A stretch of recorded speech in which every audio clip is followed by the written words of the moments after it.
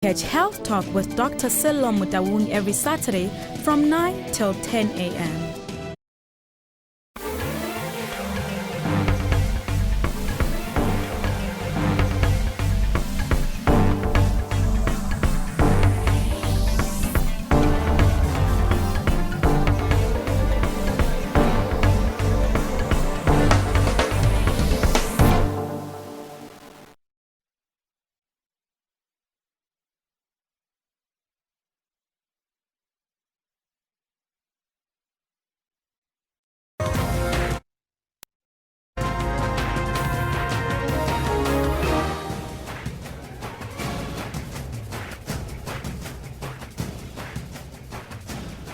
It's now 9 o'clock Central African time on this Thursday, the 29th of December 2016. And this is Newsroom.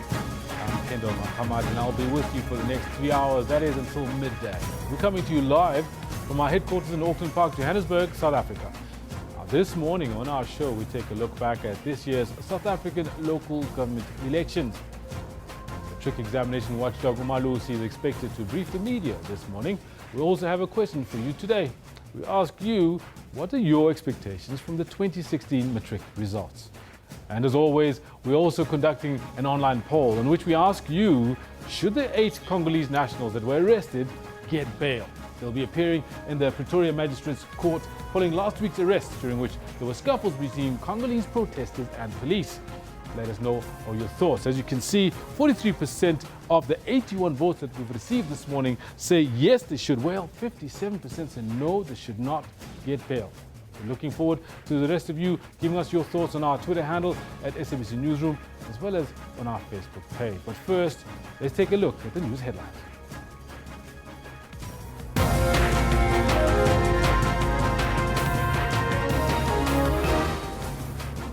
50 inmates who attacked warders in the Thohoyandou Correctional Facility in Limpopo have been moved to a new cell. And with over 800 road fatalities since the beginning of the festive season, law enforcement officers are maintaining a zero-tolerance approach. And in sport, the Proteas are in firm control of the first test against Sri Lanka at St. George's Park. Good morning. In the news headlines, top stories. 50 prisoners who attacked warders in the Thohoyandou Correctional Facility in Limpopo have been moved to a new cell. The prisoners allegedly attacked officials during a routine search. It's been a week of upheavals at 3 prisons in the country. There was an incident at Leeuwkop, north of Johannesburg, at St. Albans in Port Elizabeth, and most recently in Thohoyandou. 3 inmates were killed and more than 20 injured in the St. Albans incident. An internal probe is underway. This is Thohoyandou's correctional facility. 1,250 prisoners are being incarcerated here. And it's behind these walls where a fight between warders and inmates erupted. It all started as warders wanted to search inmates, but they were attacked with various objects. The holding cells were vandalized, including ablution facilities and an office. Correctional officials had to use pepper spray to quell the riot. The department says no prisoners or warders were injured. When officials were about to search at further charge, then offenders were resistant. There was a scuffle where minimum force was used to gain entrance to search the offenders at the further charge. The inmates were relocated to another section. A search was conducted and dangerous weapons, cell phones and dagga were confiscated. Steps are being taken against the culprits. Meanwhile, the Eastern Cape government has condemned the Boxing Day clashes, which claimed the lives of 3 inmates during a brawl between prisoners and warders at St. Albans Correctional Centre in Port Elizabeth. Over 20 others, including 5 officials, were injured. The situation is under control but still tense. A total lockdown of the facility remains in place. Inmates won't be allowed visitors this New Year weekend. The offenders just attacked the officials in the morning whilst they were giving them food. So as the investigation goes, we shall then be able to get to the bottom of everything. We'll get also the reasons. Police have also confirmed that they are investigating a number of murder charges laid by inmates and correctional services personnel.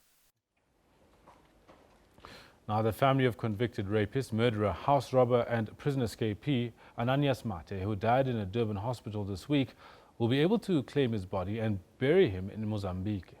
At the time of his death, Mate was receiving treatment in several KwaZulu-Natal hospitals and operated on twice in the last month. Prison authorities described his condition as a digestive issue.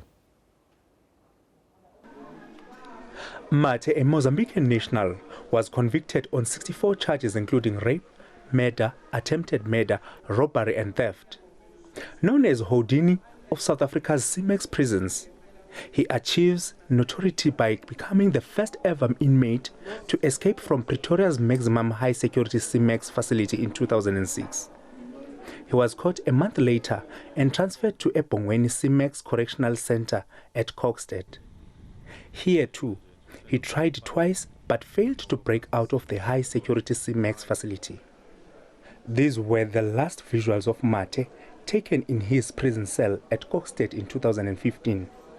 Has taught us a lesson or two in the department, even in this region. It is through him that we've raised our vigilance at all times at Ebongweni. And I don't take it for granted lightly that we have managed to keep him this long. Mate has been in and out of hospital in the past few weeks. He was first treated at the prison's facility, but later transferred to Edendale Hospital in Pietermaritzburg, where he underwent an operation. He was returned to prison and then sent to King Edward Hospital in Durban, where he underwent another operation on Christmas Eve. He passed away. But we are waiting for the postmortem to confirm what was the nature of that illness in the intestine. But he had been complaining about cramps in the stomach. At some point he was vomiting. Correctional services say in a statement that Mate's family in Mozambique have been told and are in a process of informing the Consular Office of Mozambique in Durban. Londi Khatebe, SABC News, Durban. Law enforcement officers are maintaining a zero-tolerance approach on the roads. With over 800 road fatalities since the beginning of the festive season, roadblocks and random searches are being conducted. 100 motorists were arrested in Mpumalanga for drunk driving. Hard at work, vehicles are stopped, searched and checked for roadworthiness. This to ensure the safety of all road users in the province. We're grateful to the police because we're safer from drunken drivers. It's a good thing because it keeps us safe on the roads. Over 450 crashes have been reported in the province since the beginning of December. Speedsters and drunk drivers the biggest culprits. We arrested a lot of drunk and driving people in the province, which it was 97 in the whole province. That thing, it happens because on the 26th, we were trying our level best to keep people where they were drinking, not to move, and close all the locations. More than 800 fatalities have been recorded on the country's roads since the 1st of December. In the northwest, fewer road deaths compared to 2015. We can't encourage that if we have a lesser number, it's something better that we can be proud of. But we are simply saying at least with some of these interventions, the fatalities have been reduced so far. Road safety operations will continue throughout the festive season. Now, as matric learners across South Africa anxiously await the January 4th release of their 2016 results, examination watchdog Umalusi is expected to brief the media this morning. The body is expected to reveal how different provinces have fared. On Friday, the Department of Basic Education met the South African Council for Quality Assurance in General, Further Education and Umalusi for a standardization meeting on the results. The outcomes of that meeting are expected to be announced at today's briefing. In October, around 815,000 learners sat for the 2016 National Senior Certificate Examinations at 7,000 examination centres across the 9 provinces. Meanwhile, the Independent Examination Board will release the 2016 results at midnight. And the son of former SABC board member Hope Zinde is expected to appear in the Vereniging Magistrates Court today. Mark Warona Zinde is accused of attacking his father while he was out on bail at his Vereniging home. He is currently out on bail for a separate charge of allegedly murdering his mother. The assault case was postponed to today after he was sent for further psychiatric evaluation. Zinde was rearrested in November for allegedly attacking his father, Lebohang Manoto. His 10,000 rand bail on a separate murder charge relating to the killing of his mother was subsequently revoked by the Brits Magistrates Court. This after he failed to adhere to bail conditions. He reportedly did not report daily to the nearest police station since this is one of his bail conditions. Zinde had been released on bail under the care of his father. He's the son of former journalist, SABC news anchor and the former board member Hope Zinde. Her body was found in the back of her car. Matric examination watchdog Malusi is expected to brief the media this morning. We ask you today, what are your expectations from the 2016 matric results? Now here's some of your comments so far. Siafana Zulesho says, SABC Newsroom, this year I'm expecting better results rather than last year. Let's hope so, Siafana. Mohano Tsepiso at SABC Newsroom, my expectations, as I did well, have to dominate to become in every subject. And Lindo Similane, SABC Newsroom, high pass rate is what I'm expecting and hoping for. This is from 5FM Rap Factor King. And our picture of the day today comes from Trevor Donovan, captioned, "Sorry, we got the date wrong. The date was really meant to warn you about 2016. With regards, the Mayans." Now, you will remember that the Mayan calendar actually ended on the winter solstice in 2012, the December the 21st, 2012, when they said the end of the world was nigh. It would come on that day. But they've reviewed it and said it's actually meant to be 2016. And our comment of the day comes from Ron Perlman. He says he had occasion to hear of husbands going within days of their wives and vice versa, but never before a mum for her daughter. Rest in peace, Debbie Reynolds. You'll remember that Debbie Reynolds is Carrie Fisher, the Princess Leia character in Star Wars. Debbie Reynolds was Carrie Fisher's mother. Now let's take to social media to see what you've all had to say, which we'll try and do later on during the course of the show. For now, we're going to take a short break. When we come back, we'll bring in more news, more analysis.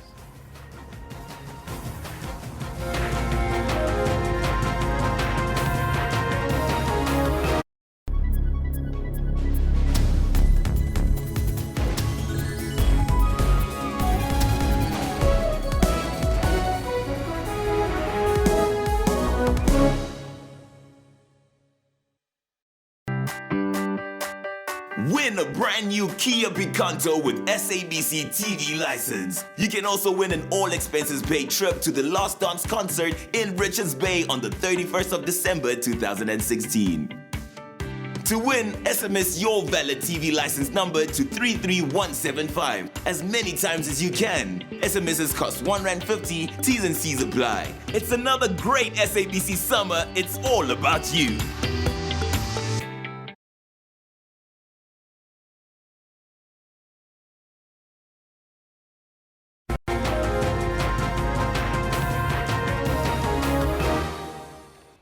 Welcome back. You're watching Newsroom. One of the biggest highlights this year was the local government elections, which saw the ruling party losing key municipalities. To find out why our municipal elections are so important, we were joined in studio by Deputy Chairperson of the Independent Electoral Commission, Terry Tselane, and Ilona Tip, the Operations Director at Electoral Institute of Southern Africa. It is important for people to realize that when it comes to municipal elections, you are essentially electing people who will be responsible for your basic services at the local level. In other words, services such as water, electricity, and making sure that your streets are clean, etc., etc. Those are some of the most important and basic things about where a person lives. Elena, people say things like, I never see my councillor, only see them during the month build-up to the municipal election. What recourse do people have, and how do you hold a councillor accountable? Well, I think it's probably easier to hold your councillor accountable than your member of parliament. And that's, because members of parliament are elected only through proportional representation, which a local government, you have a ward candidate plus PR. So, I think that the onus is also on the citizen to identify who is my councillor. And that information, you know, is easily available. It's available on the Electoral Commission's website once the elections are held. You can, you know, go to a political party's website to look for your councillor. There are very many different avenues. You know, one is calling the councillor, you know, telephonically, emailing. It's, you know, if things are not working in your areas, putting citizens together, preparing a petition, taking it further. I think sometimes we sit back as citizens and say, nothing's happening, nobody's doing anything for me, rather than what can I do about it. So there is recourse. I mean, there are often frustrations when you try and solve a problem or get it solved, but you can contact and find your councillor and just hound your councillor until something is done. Good citizenry demands that. Terry, what are the duties of a local councillor? A local councillor's responsibility is essentially to ensure that basic services are provided for at the local level. As I've indicated, for each and every person, there are those basic services that we require, such as having to make sure that we've got roads in our areas, that our streets are clean, that our homes are provided for with water, the sewage system is working properly, and that we've got electricity in our homes. So those are some of the basic services that are provided for by the local councillors. But the local councillors are also responsible for generally the development of the local areas where people live. Absolutely. Now, we of course, we get lots of questions on our digital platforms and so forth, and some people say, well, they hear that the general elections are much more important than the municipal elections. Give us your thoughts on that, and is there any truth in that even? Yeah.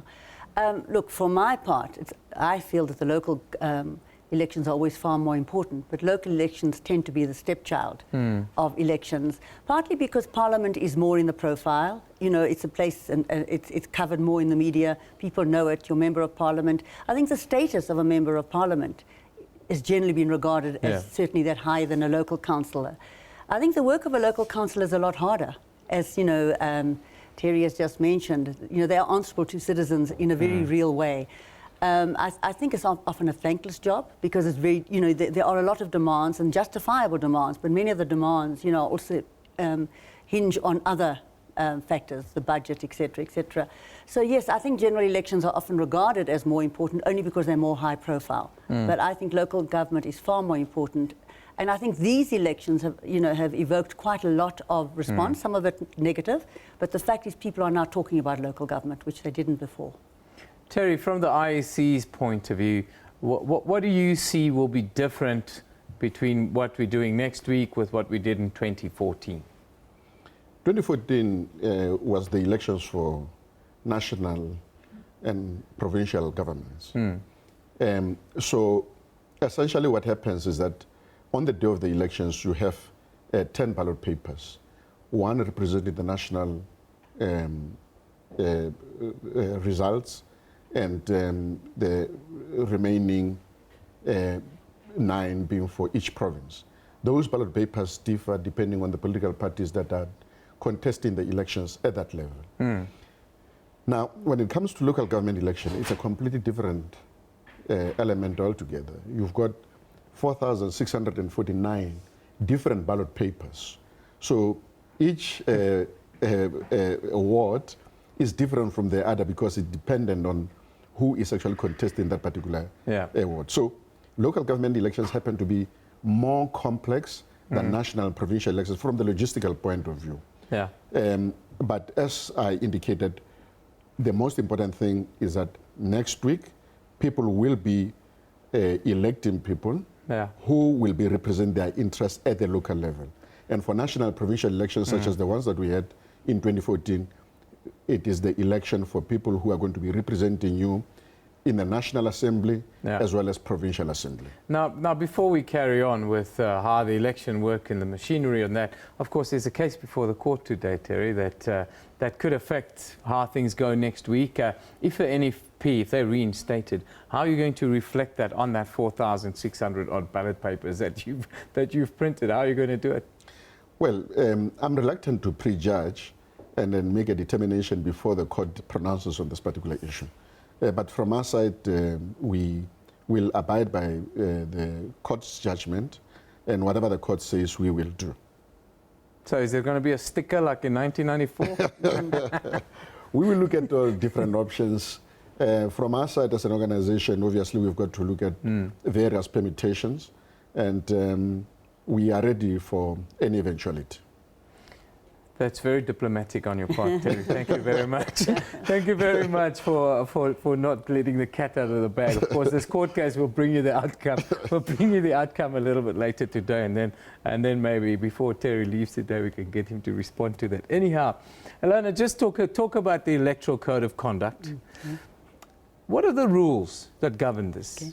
The Electoral Code of Conduct pertains to political parties, and it's part of the regulations of the Electoral Commission. And what it does essentially is to provide a framework for political parties, candidates that are contesting election in which to behave. Yeah. So it requires parties to,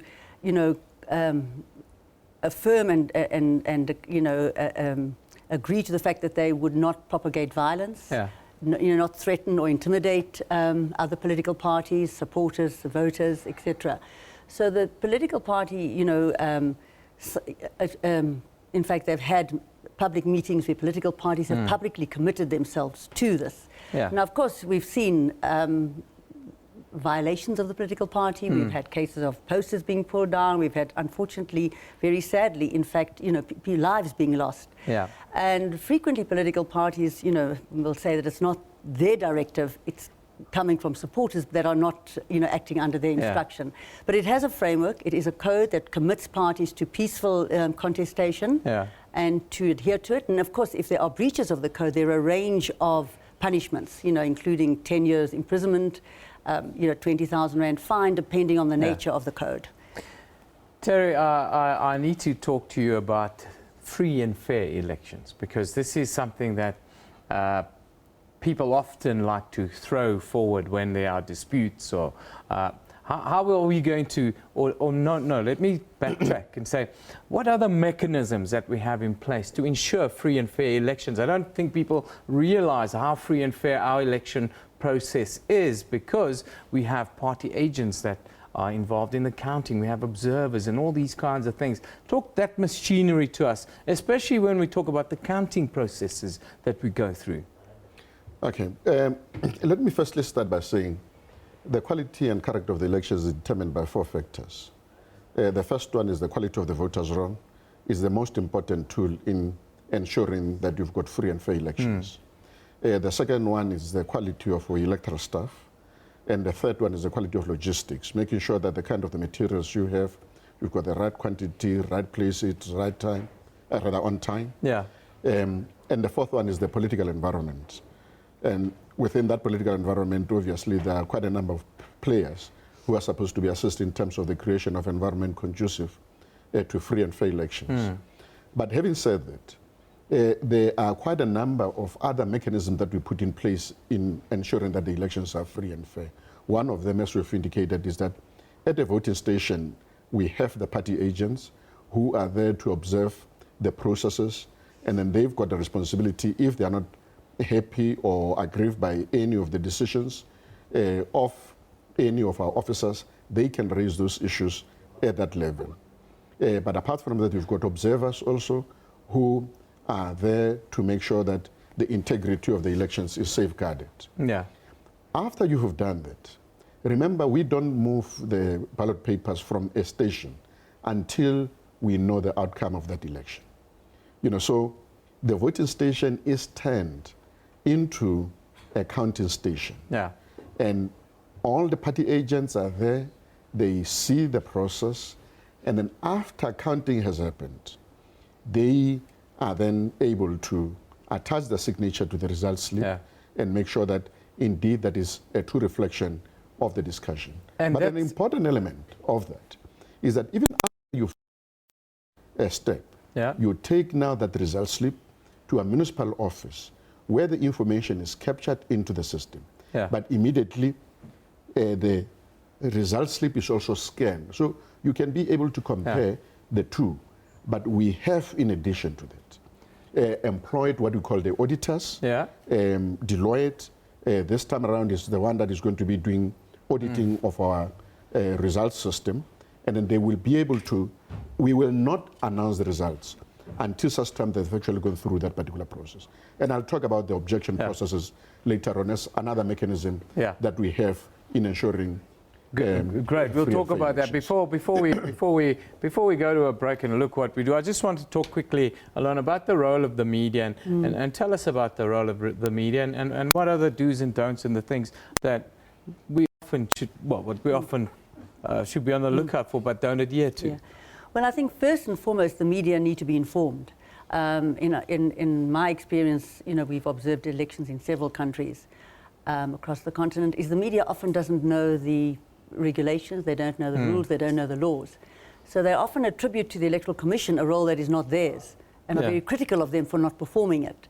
So I think the first thing is that the media needs to be aware of the regulations, actually familiarise themselves with the content, and then report accordingly, and accurately. But their job, they too, in a way, contribute to the freeness and fairness of an election, because they are the eyes and ears of the public. So they need to, of course, keep the public informed. I mean, what you're doing now through a voter education program, media has a very large audience. And sometimes I think we don't use them enough to reach out to that audience. So the media has a very important role in reporting accurately as to what's going on. Our tributes are pouring in for Hollywood singer and actress Debbie Reynolds, who died only a day after the death of her daughter, the actress and writer Carrie Fisher. Let's take a look at your comments on the matter. First up, we've got Dilton, who says too many celebs gone too soon in 2016, but Debbie Reynolds is heartbreaking. Condolences go out to their family and friends. We also then have Christine Holyoke. Debbie Reynolds heartbroken after death of daughter, mother and daughter together in death as in life. Rest in peace. In Strife E7, rest in peace, Debbie Reynolds. This year just won't stop taking people from us. Mark Olahead said to hear of the death of actor Debbie Reynolds at 84, who tragically lost her daughter, Carrie Fisher, on Boxing Day. Reunited in heaven is the hashtag.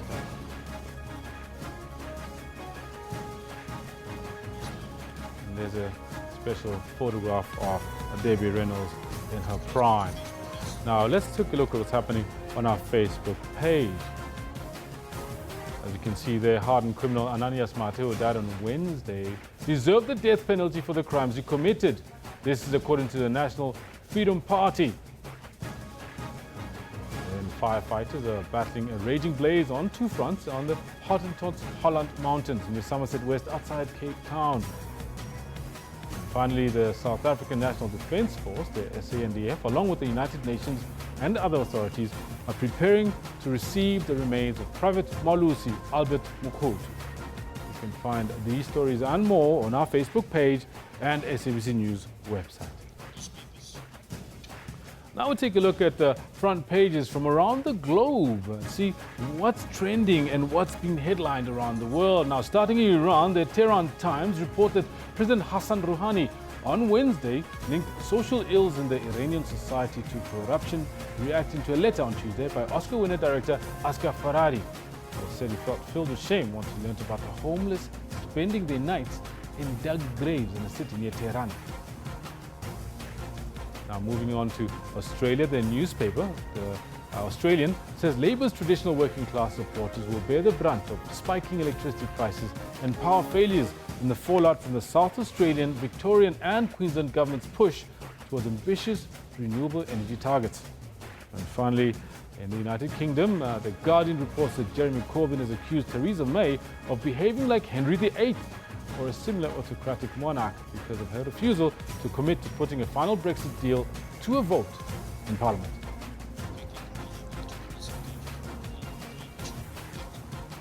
Now, more than 2,500 delegates are gathered in Kwakwa in the Free State for the 2016 Onkweni Royal Cultural Festival. The event is aimed at promoting social cohesion among South Africans and has been attended by groupings from all 9 provinces. The festival is intended to be an important showcase of South Africa's rich and diverse cultural wealth through music and dance. But for more on the event, we now cross live to SABC reporter Palesa Mueti in Kwakwa in the Eastern Free State. Palesa, good morning. Can you please tell us what is this festival all about?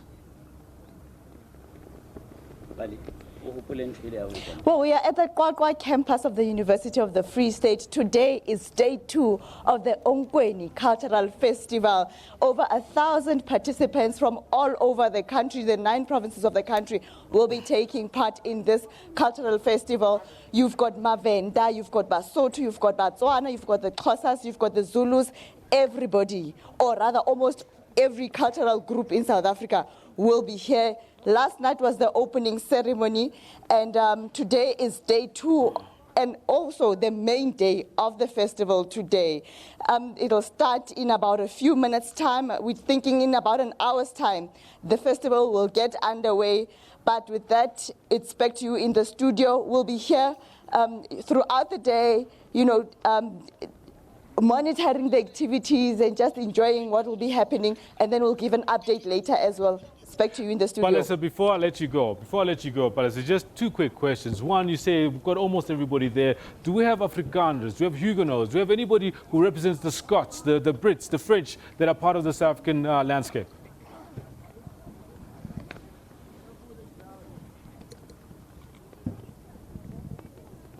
All right, now it seems like we can't get Palesa to hear the question. Palesa, thank you very much for that. We do hope certainly to find out whether we do have a full palette of the South African landscape represented at that festival. We're going to take a short break. That was SABC reporter Palesa Mwiti in Kwakwa at the Onkweni Royal Cultural Festival. We'll be back shortly. Stay close.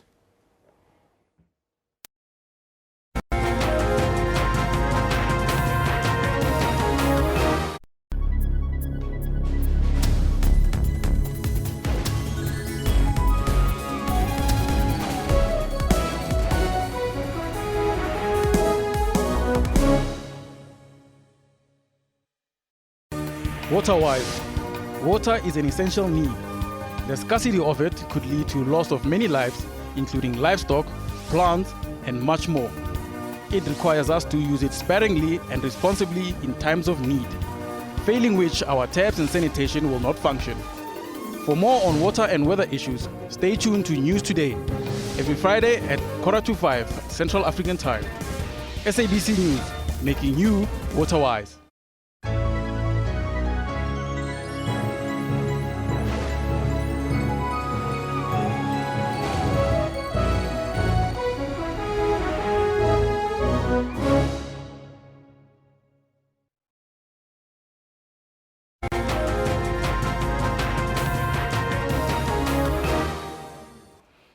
I think the most important aim and purpose of proportional representation is to basically accommodate all the different interests within the society. Like, for instance, if the system was winner takes all, then it would mean that a political party that loses even by 1%, yes, it would still not be accommodated.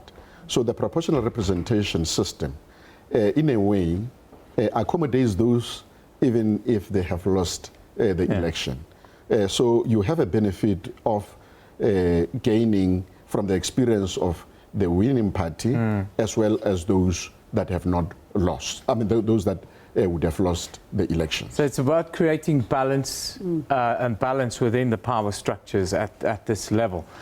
I want to ask you, Ilona, to explain to us in as simple terms possible. We've got a graphics that will talk to what you're talking, but sure, how does this proportional representation system, how does it work in practice? Essentially, it works on the fact that it's however many votes or the percent votes that a party gets, they get a portion of the seats that are available. So if our local council, say, for example, had 100 seats, and Party A got 10% of the votes, they would get 10 seats out of that 100. So, you know, as Terry's explained, when 1994 came, we looked at a system that can best incorporate the interests of all people. So that, you know, as much of a voice that can be heard is heard. So, but, you know, you need to get a certain percentage of the votes. That percentage of the votes that you get translates in the number of seats available. But remember, for local government, we have a mixed system. We have both the PR system, because our constitution says that we have to have, by and large, proportional representation. And because it's local government and we're talking about interests at local level, we also have the ward-based system, which is the first past the post system, or the winner takes all. So when you go and vote, I don't know if we're going to talk about it a bit later, but you'll get 2 ballot papers, one for ward, yes. one for PR. The PR is 50% of the votes, the ward councillor the other 50%. So if a party A has a candidate they put forward at the ward base, and that candidate gets the highest number of votes, that candidate goes forward. Plus the party got 10% of the vote, they get 10 seats. So they'd get, for example, let's say 11 seats, if that was how it works. So you get a portion of your seats from PR, a portion of, but very simply it's a matter of the number of votes that are cast for your party, you get that percentage of the number of seats that are available. And this to make sure that there's not an overwhelmingly dominant voice within this system, and that there's a constant discussion about what's best for our community. That's true. That is true, but at the same time, if the bulk of the voters choose Party A, and that party gets 9 seats out of the 10 seats, that is the choice of the voter. But we go back to free and fair elections. That is, as long as the voter can exercise his or her choice, free from intimidation, that's their choice. Terry, during the counting processes, we in the media, we always talk about this race for seats, and then there's also a race for votes. What is that?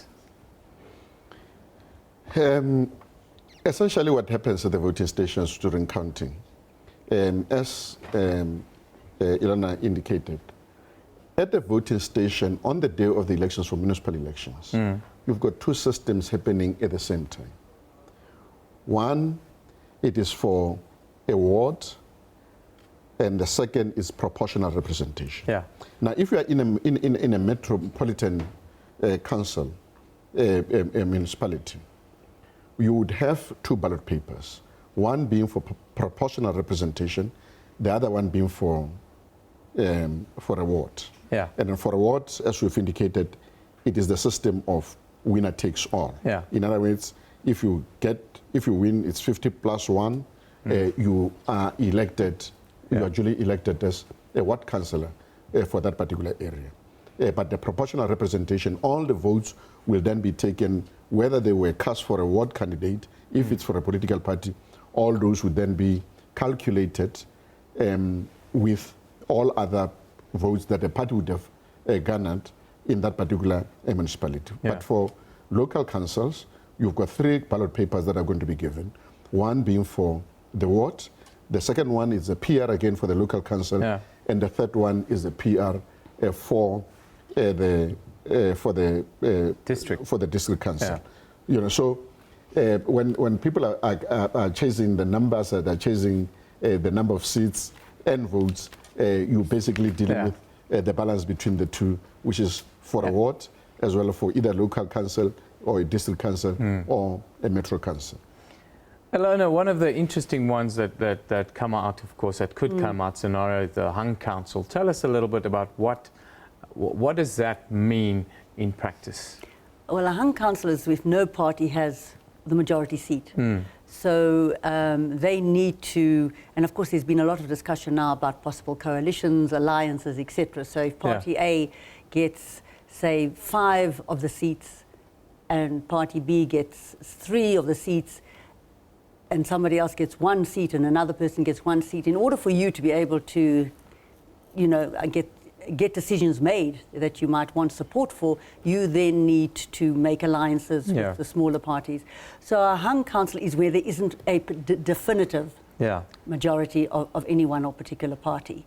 And therefore you start to, that's when you start, as they say, the horse trading. That's when the horse trading, that's when all the trouble starts, tell me. And we've got a very interesting election ahead of us. But we're going to see a lot of objections, Terry, I would think. There will be objections all over the country. Just tell us the process of objections. How do they get handled? There are various processes that we engage in terms of dealing with objections. The first objection that you receive is what we call Section 51 objections. Section 51 objections are objections that happen at the voting station during voting. So a voter who is aggrieved and who believes that a particular voter is not, or a party believes that a particular voter is not entitled to vote, they will raise what we call Section 51 objection. After that, you've got what we call now Section Section 59 objection. Now, Section 59 are basically objections where a person during the verification processes realize that there's something odd that is happening. Perhaps the numbers don't tally after the presiding officer has handed over now to the counting officer. So the counting officer will deal with those objections in terms of what we call Section 59. Now, the third category is what we call Section 62 objections.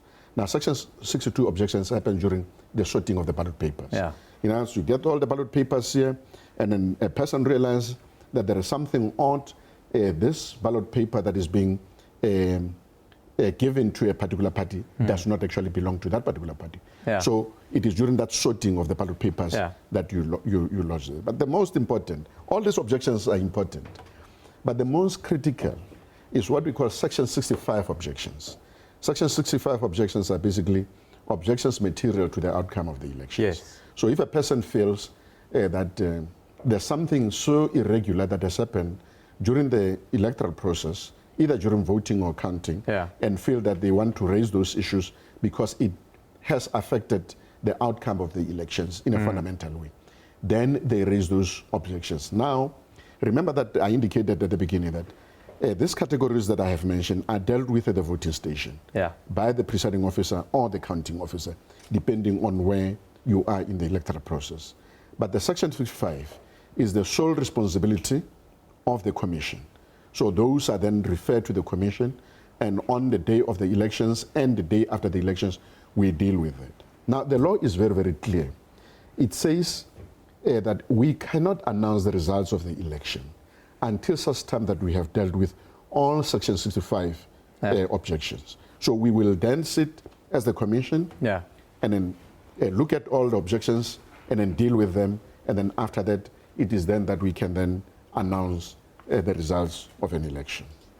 Elana, just quickly, special votes, finally special votes. Now, that's Monday and Tuesday next week, that's first. How do they fit into the whole picture of the municipal elections and who qualifies? Probably Terry's better qualified than I, but let me give you my understanding. First of all, they're very important because they are, you know, every citizen has certain requirements over the age of 18, ID, etc., is entitled to vote. Special votes are dealt with for people who cannot be in their voting station on that day of election. So, for example, if you're ill, if you were going to be travelling somewhere else, the Commission makes special provision to allow you to vote.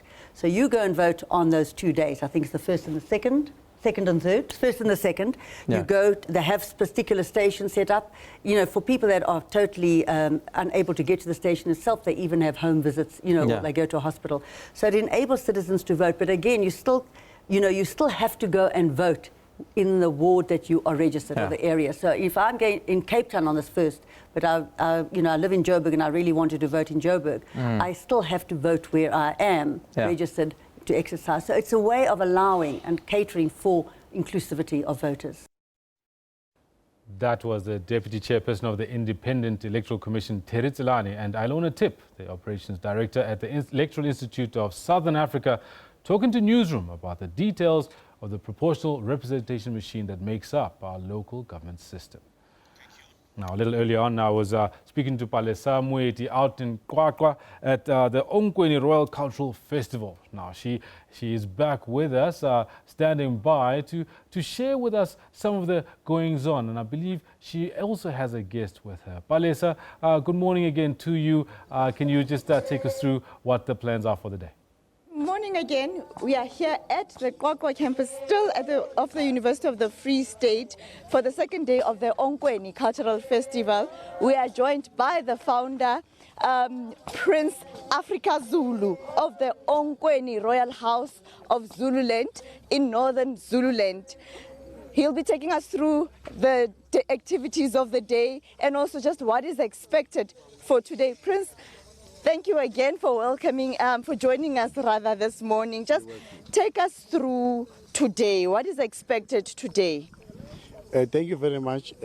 Today we are starting a whole full program of performances. We will be starting in the next 3-4 hours when everybody has eaten, and we'll be running till late in the night.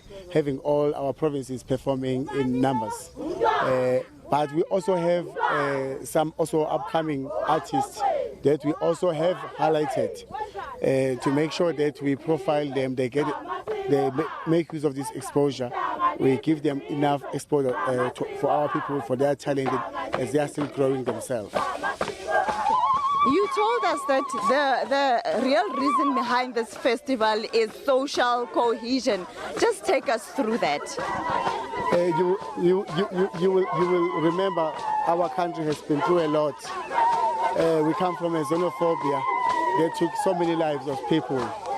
The Zulu culture is 100%, all South African cultures are 100% against such xenophobic lifestyles and attitude and attack. The social cohesion initiated in this event is critical to keep the country together, as these people are the people that are living with us in the rural areas, so they understand the importance of celebrating their diversity and understanding that building on nation building, it means that also understanding to respect other people's culture and uniting within our diversities.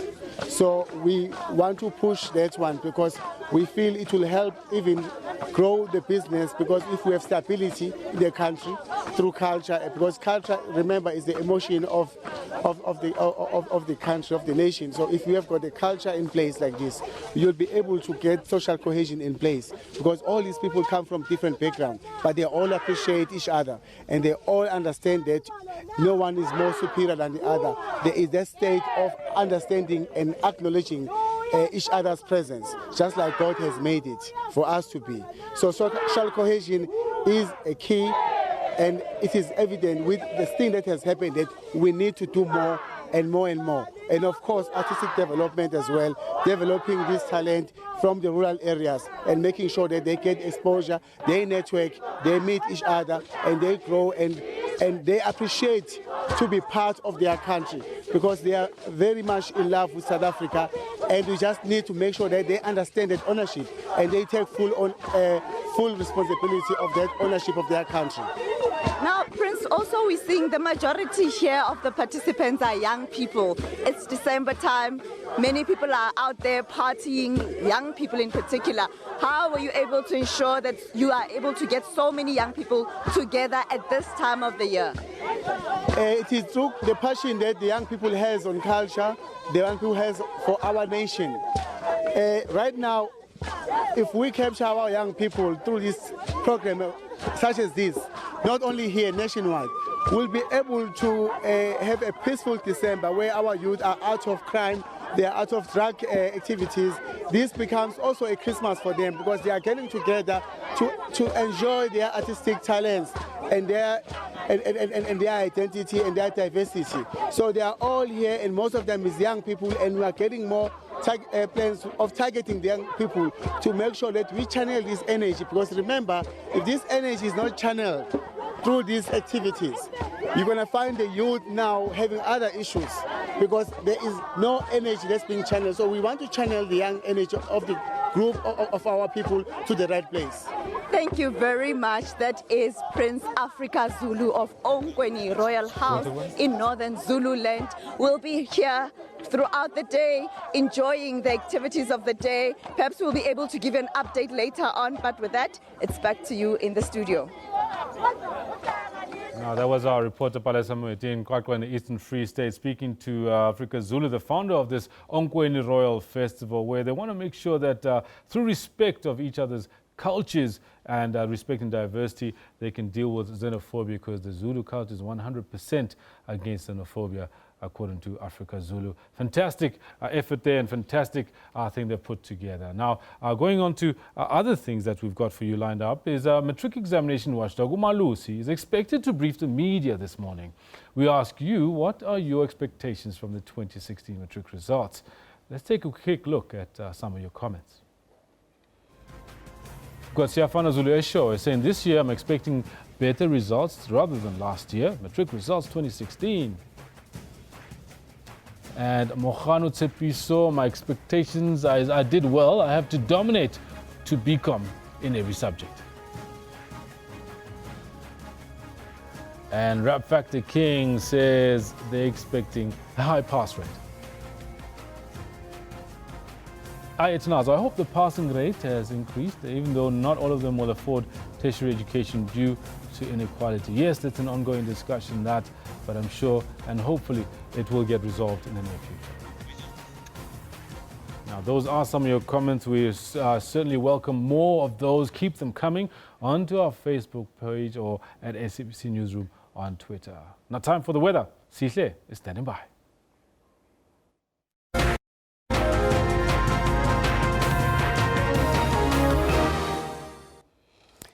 Thank you very much, Kendall. It is indeed time to see what is happening with the weather. Most parts of the country today, we're expecting just partly cloudy conditions, and you're seeing a bit of sun. It's just the semi-permanent cloud that we're seeing, semi-stationary. There's a trough that's causing all of this cloudy weather that we're expecting. And we're expecting it to last for the next couple of days, as cloudy as it is, with a small chance of rainfall. See, just look at these areas. Today, we're expecting isolated showers over the central interior, most of Free State going into the northwest, but Gauteng, we're expecting a 60% chance of rainfall. But when you look at the eastern parts, we're looking at central parts of Limpopo province, we're expecting up to 80% chance of rainfall. That coincides with the area where we're expecting heavy rainfall all the way in towards the Highveld, Mpumalanga Highveld, into Swaziland and into the northeastern parts of the KZN province, including places like Vryheid and just the interior. Tomorrow, though, we're expecting still isolated showers over the central parts of the interior. And we're looking at scattered showers over places like Gauteng, Eastern Free State, Mpumalanga, and most of Limpopo province, expecting up to 60% chance of rainfall. That 60% chance to go scattered all the way into Zambia, Angola, and the Democratic Republic of Congo. We're expecting some heavier rainfall in terms of amounts. We're expecting up to 50 and above in terms of millimeters. Partly cloudy conditions are expected over the central parts of the Northern Cape, while the West Coast is seeing mainly clear skies. Let's look at your warnings for today. Highveld fire danger is expected over the central parts of the Northern Cape. Today, this morning, we had some fires that the Western Cape Department of Fire had to take care of over the Somerset East region. So please do take care of these warnings that come with Highveld fire danger indexes. In the northeastern parts of the country, we're expecting heavy rain. It's a watch from the Weather Service for heavy rains, looking at that area where we have 80% in Mpumalanga going to central parts of Limpopo province and the northeastern parts of KZN. Temperatures for today, we're seeing just warmer temperatures to hot along the western coastline, 31 for Cape Town, all into the interior, 31 for Sutherland,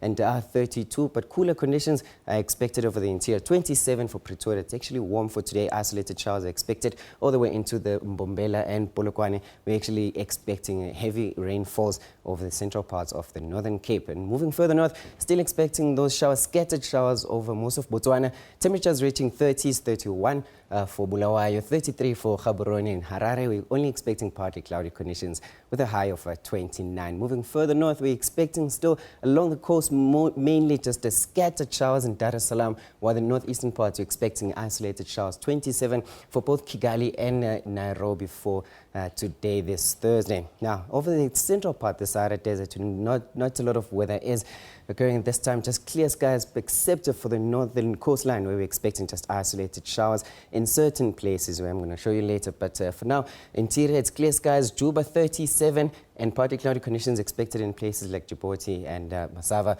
Over the interior, still expecting clear skies, Mecca and Ariad, but over the northern line, we're expecting cooler conditions with partly cloudy conditions. Looking at Cairo, expecting high of 18. That is your weather for the African continent. Remember, you're watching Newsroom Weather. Stay tuned to SABC News.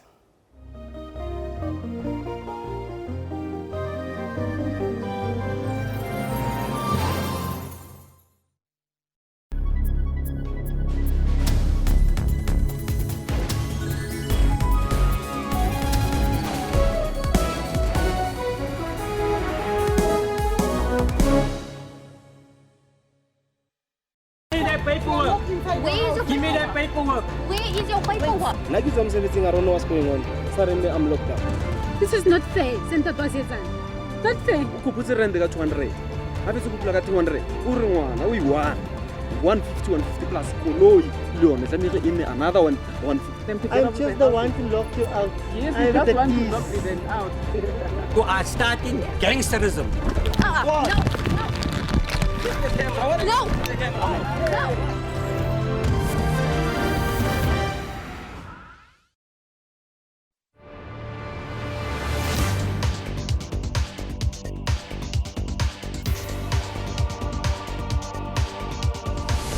Did you know the big hole digging started in 1871 and ended on the 14th August 1914? The hole produced 2,722 kgs of diamonds. However, one diamond as huge as 490 carat of stone found in the open prior 1868 gave them the interest to dig. Extracted from 22.5 million tons of soil. Today, the hole sits at a breathtaking 214 meters deep. Kimberley Big Hole attracts tourists from all over the world, taking a vintage tram past the city, then cycling around the Big Hole.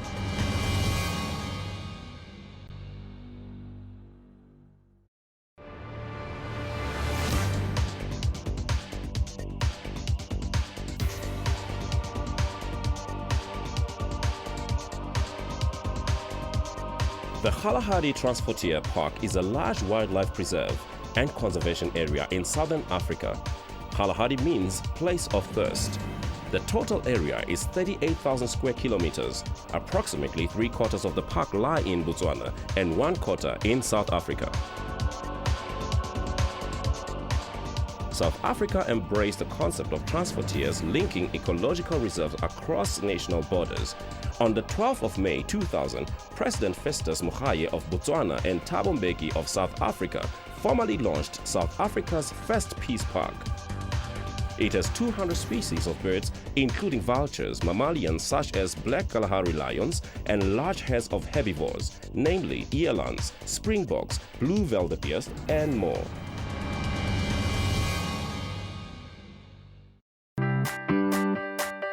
Win a brand new Kia Picanto with SABC TV license. You can also win an all-expenses-paid trip to the Last Dance concert in Richards Bay on the 31st of December 2016.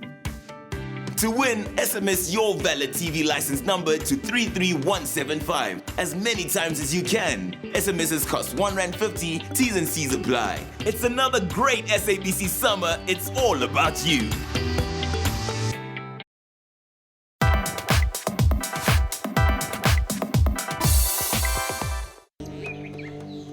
A time and a place to relax and disconnect from the world as you recharge your mind, body and spirit. The Fortune Spa in KwaZulu-Natal offers that and more.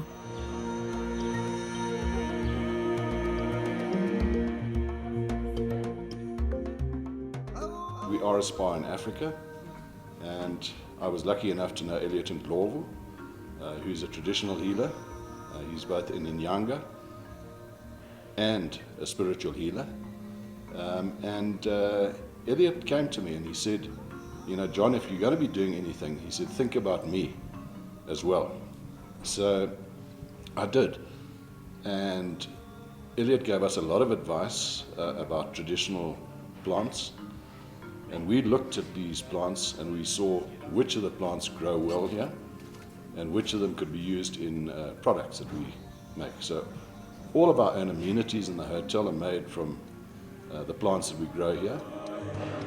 We do a sort of fair range of treatments, all your normal massage, manis, pedis, all your usual ones. But we also incorporate a few other ones that are more traditional because we do incorporate Elliot Ndlovu, who's our traditional healer, into the spa treatments. So we kind of put our own little twist on a few things.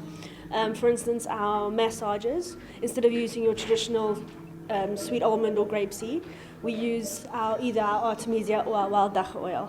There's a couple of clients that are a little bit wary, but most of them come around and think it's an enjoyable treatment. And most of them love our wraps and teas and little other extras that we do. When I studied, when I was trained by my ancestors underwater, that's where all my ancestors told me that's what I must do. That in my future, after becoming a traditional healer, I must grow herbs, I must teach people, I must live ukuthi ngitshala amayeza esintu ngiwasebenzise ngesintshonalanga, like propagation, ngiwadayise and ngikha ama-product, amatiya nama-cosmetic product.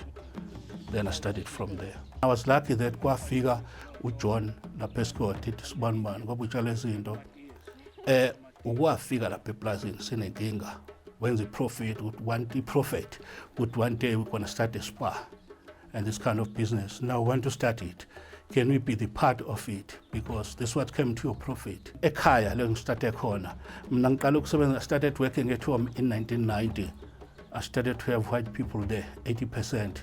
Ngifike la about 10 to 15 years ago.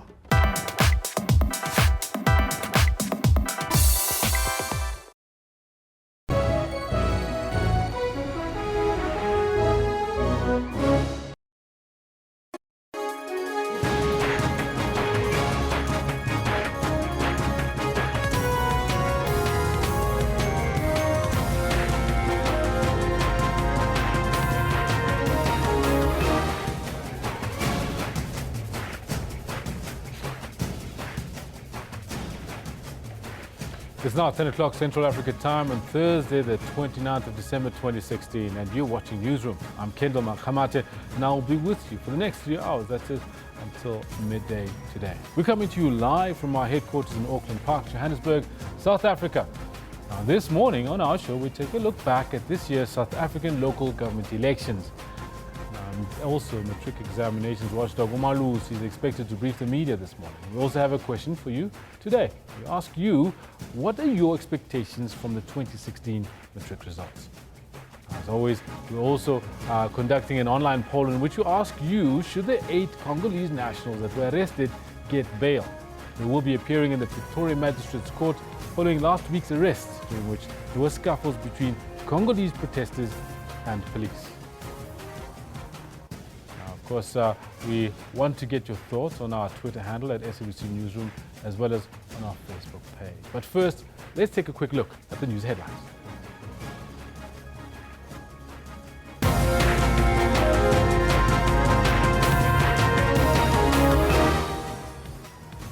The SANDF will hand over the remains of Private Malusi Albert Mukhoto to his family tomorrow during a ceremonial parade at the Waterkloof Air Force Base.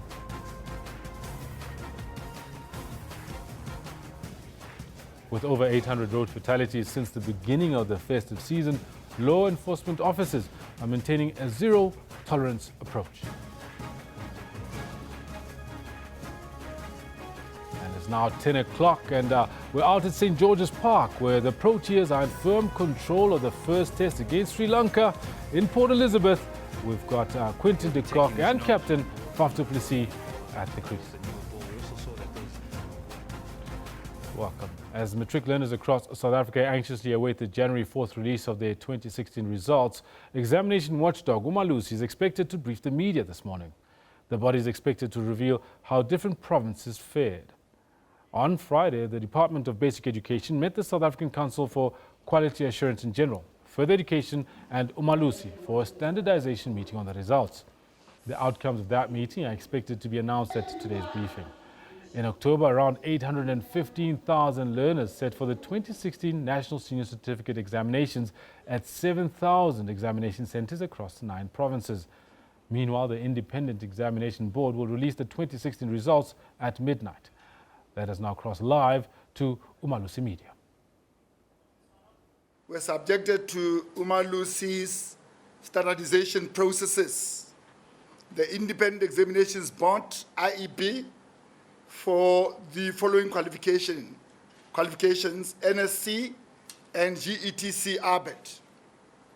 South African Comprehensive Assessment Institute, Sakai, for the NSC. Benchmark Assessment Agency, BAA, GETC ABET. Department of Basic Education, DBE, for the National Senior Certificate, NSC. Department of Higher Education and Training, DHET, for the GTC, ABET and NATED programs N2 to N3, and National Certificate Vocational. On behalf of Umalusi, I'm delighted to report that we have successfully delivered on our mandate, which Chairperson Professor Volmink will elaborate on shortly. As a Council for Quality Assurance in General and Further Education and Training, Umalusi has the national duty to ensure that high-quality educational standards are maintained across all assessment bodies, both private and public. In line with this view, Umalusi Council is always careful to approach the work of all assessment bodies with the same rigor and urgency. Our aim as Umalusi is to make sure that we create an environment that will enable us to continually deliver on our standard setting and quality assurance mandate. To this end, Section 27 of the National Qualifications Act number 67 of 2008 outlines the function of the Quality Council. Of particular significance to this is Section 27H, which indicates that the Quality Council, Umalusi, must develop and implement policy and criteria for assessment for the qualifications on its sub-framework. The Genfectwa Act number 58 of 2001, which is Umalusi's founding act, mandates the Council to assure the quality of assessments at exit points, approve the publication of results, and issue certificates to successful candidates. Thus, a key function of the Council in this process is the approval of results. Today's media briefing is also a pinnacle of the hard work done by Umalusi staff and members of Council in ensuring that Umalusi does in fact deliver on its mandate as a Council for quality assurance in general and further education and training. Important stakeholders, of course, are the learners and their parents, who are eager to know whether Umalusi has carried out the necessary processes that ensure the credibility of their exit level qualifications. I sincerely thank all Umalusi appointed moderators and monitors, members of the Assessment Standards Committee, as well as Umalusi staff for putting immense effort in assuring the quality of assessments and examinations. The various units at Umalusi have contributed significantly to the outcomes of these examinations. Staff in these units have displayed commitment, patience, and dedication under stressful conditions and challenges for an extended period of time. Their unremitting hard work has indeed paid dividends. The same goes for the officials of the different assessment bodies. Running laborious examination processes is no mean feat. The class of 2016 for the Department of Basic Education is the third grade 12 cohort to write final examinations under the Curriculum Assessment Policy Statement, otherwise known as CAPS. Similar to the 2015 cohort, the class of 2016 also includes a significant number of progress learners. In comparison to 65,673 progress learners in 2015, the class of 2016 includes 109,400 progress learners. This is a substantial increase of 43,727 progress learners from last year. Consequently, the number of candidates in 2016 also grew in tandem with the new reality of progress learners. This year, the Department of Basic Education has registered approximately 668,612 full-time and 146,997 part-time candidates, with a total of approximately 815,609 candidates for the 2016 NSC examinations. In total, the number of progress learners constitutes 13.4% of the total enrollment of 815,609 candidates for 2016. We want to assure the South African public that Umalusi Council is constantly working with the Department of Basic Education to find sustainable ways to support progress learners. Learners from Vuwani in Limpopo have been the unfortunate victims of protest action. The Department of Basic Education, in collaboration with the Limpopo Department of Education and a number of NGOs, introduced several interventions, including student camps and additional study material. We commend the department for these interventions. The position of Umalusi on the results of one is that students who wrote the 2016 examinations have to be treated the same way as all other candidates. The quality assurance processes cannot be relaxed for them because of the school disruptions we have witnessed in the area. Umalusi has been in discussions with the senior officials of the Department of Higher Education and Training about the failures of the examination systems.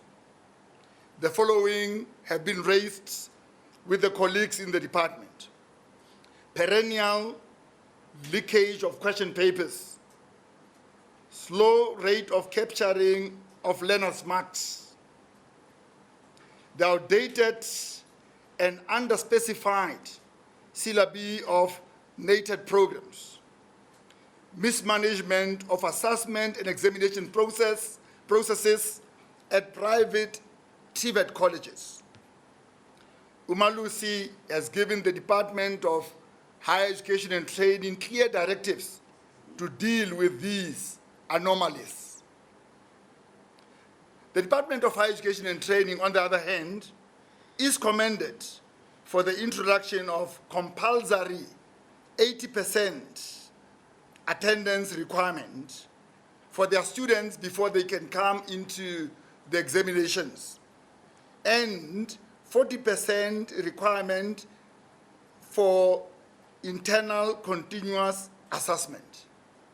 These two conditions have been put for the students, that you have to have compulsory 80% attendance and 40% in internal continuous assessment ICAS before you could be admitted to the examinations.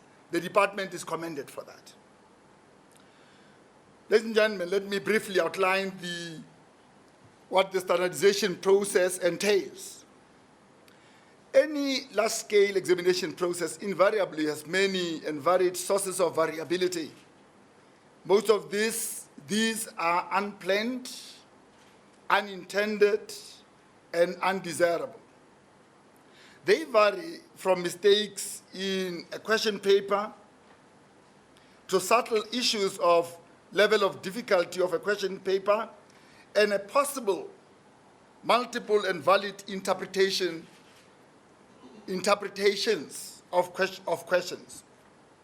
Standardization of learner performance is an important quality assurance process used the world over to mitigate the impact of learner performance caused by factors other than the learner's subject knowledge, abilities, and aptitude. There are two main objectives of standardization. First, to ensure that a cohort of learners is not advantaged or disadvantaged by factors other than their knowledge of the subject, abilities, and their aptitude. Second, to achieve comparability and consistency of learner performance across the years and across the various subjects within the given year.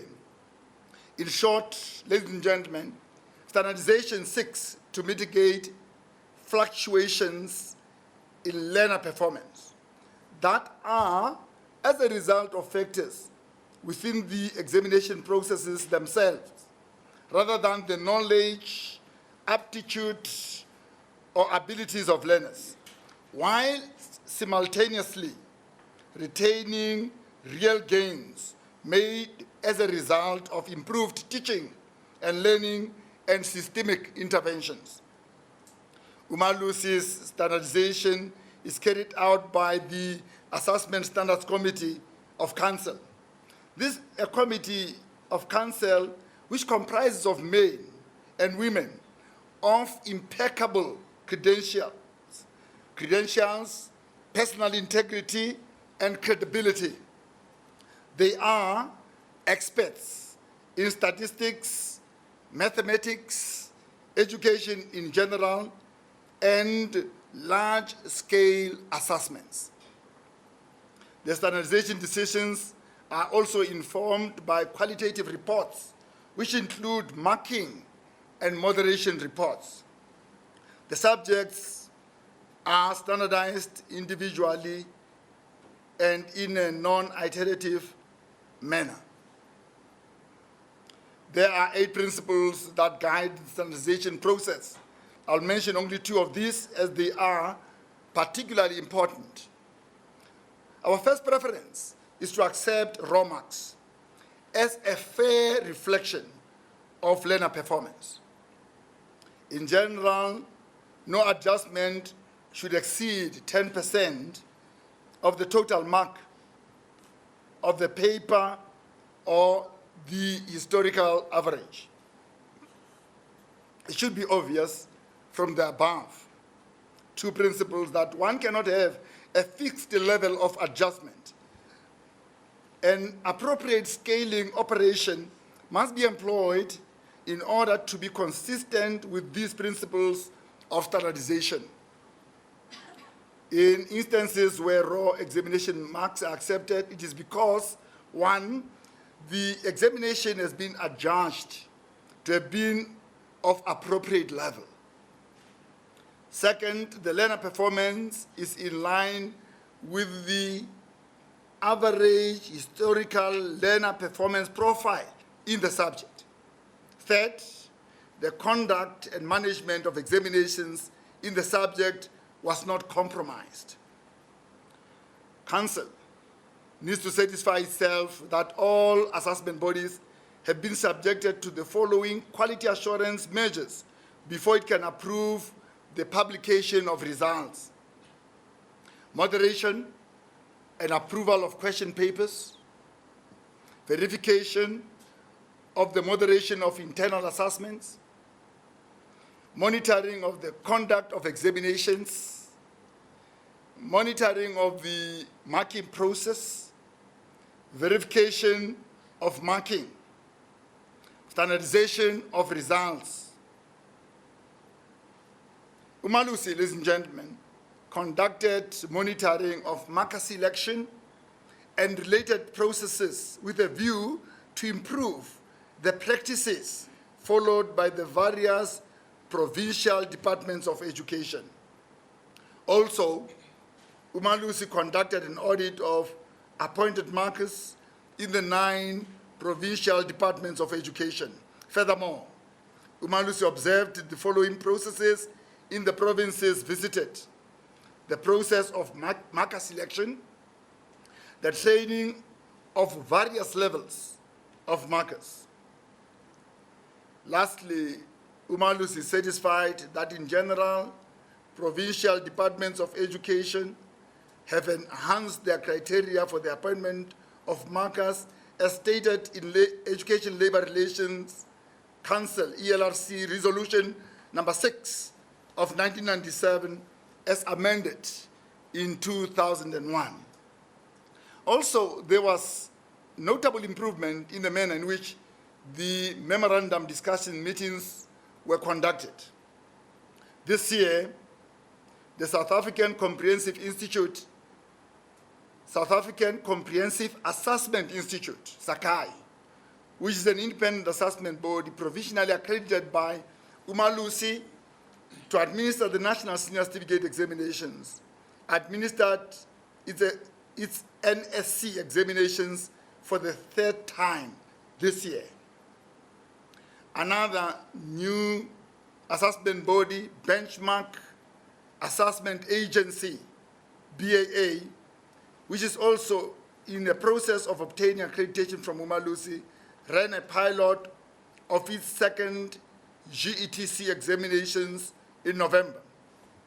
Benchmark's results were also subjected to Umalusi standardization processes.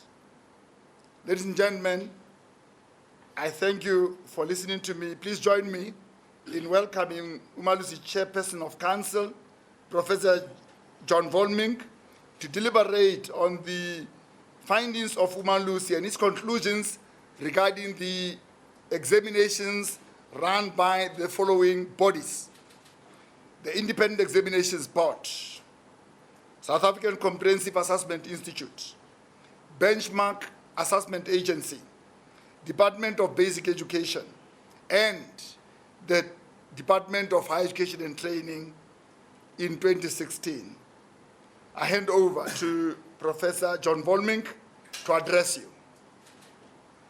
Thank you, Dr. Rakometi. Members of the media, ladies and gentlemen, I just want to say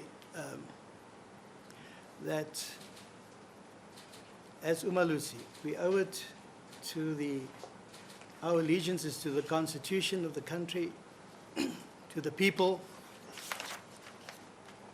of the country, and to, most importantly, to the learners who were candidates for the various examinations. To that end, I want to say up front, there are no secrets. Whatever we did to any subject with any qualification is open for scrutiny. So on request, you can ask the details, and they will be given to you.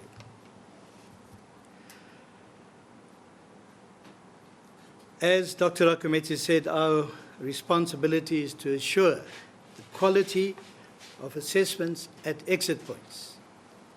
So, for example, we won't do grade 11 or grade 7, but we will do grade 12. And we need to issue certificates to the successful candidates. So I trust that this will be an open discussion. I will say a few things about each qualification, about what we did, and you would then have an opportunity to interrogate that. So over the past few days, commencing on the 16th of December, the Assessment Standards Committee of Umalusi, and as Dr. Rakometi said, it's a body of professionals in hard work. They're not here today, but it's a big group from different universities and other walks of life. And they've been reviewing and moderating learner performance in several qualifications, as outlined by the CEO. So what I'm going to do, I'm going to deal with the approval of decisions per qualification, starting with the National Senior Certificate. And the National Senior Certificate is offered by 3 assessment bodies. It's the Department of Basic Education, the IEB, and Sakai, as pointed out by Dr. Rakometi. I just want to say, it may appear to you that I'm spending more time on the DBE because unlike the IEB and Sakai, the DBE is both an assessment body as well as a provider. So IEB doesn't provide, it's an assessment body. The same with Sakai. So the DBE has a dual responsibility, and that's why we go into more depth as far as the DBE is concerned. Dr. Rakometi already pointed out that for the DBE, There were 668,612 full-time candidates and 146,997 part-time candidates. For the NSC offered by the Department of Basic Education in 2016. So a total of 58 subjects were presented for standardization, and the standardization committee, chaired by Dr. Mampani on my far right, and her team, had deliberated on that. And Dr. Rakometsi had pointed out that we prefer raw marks. In other words, we prefer to leave it unless there's a reason to change it. So after moderation of the 58 subjects, raw marks were accepted for 26 of these subjects. And that represents just under 45% of the subjects.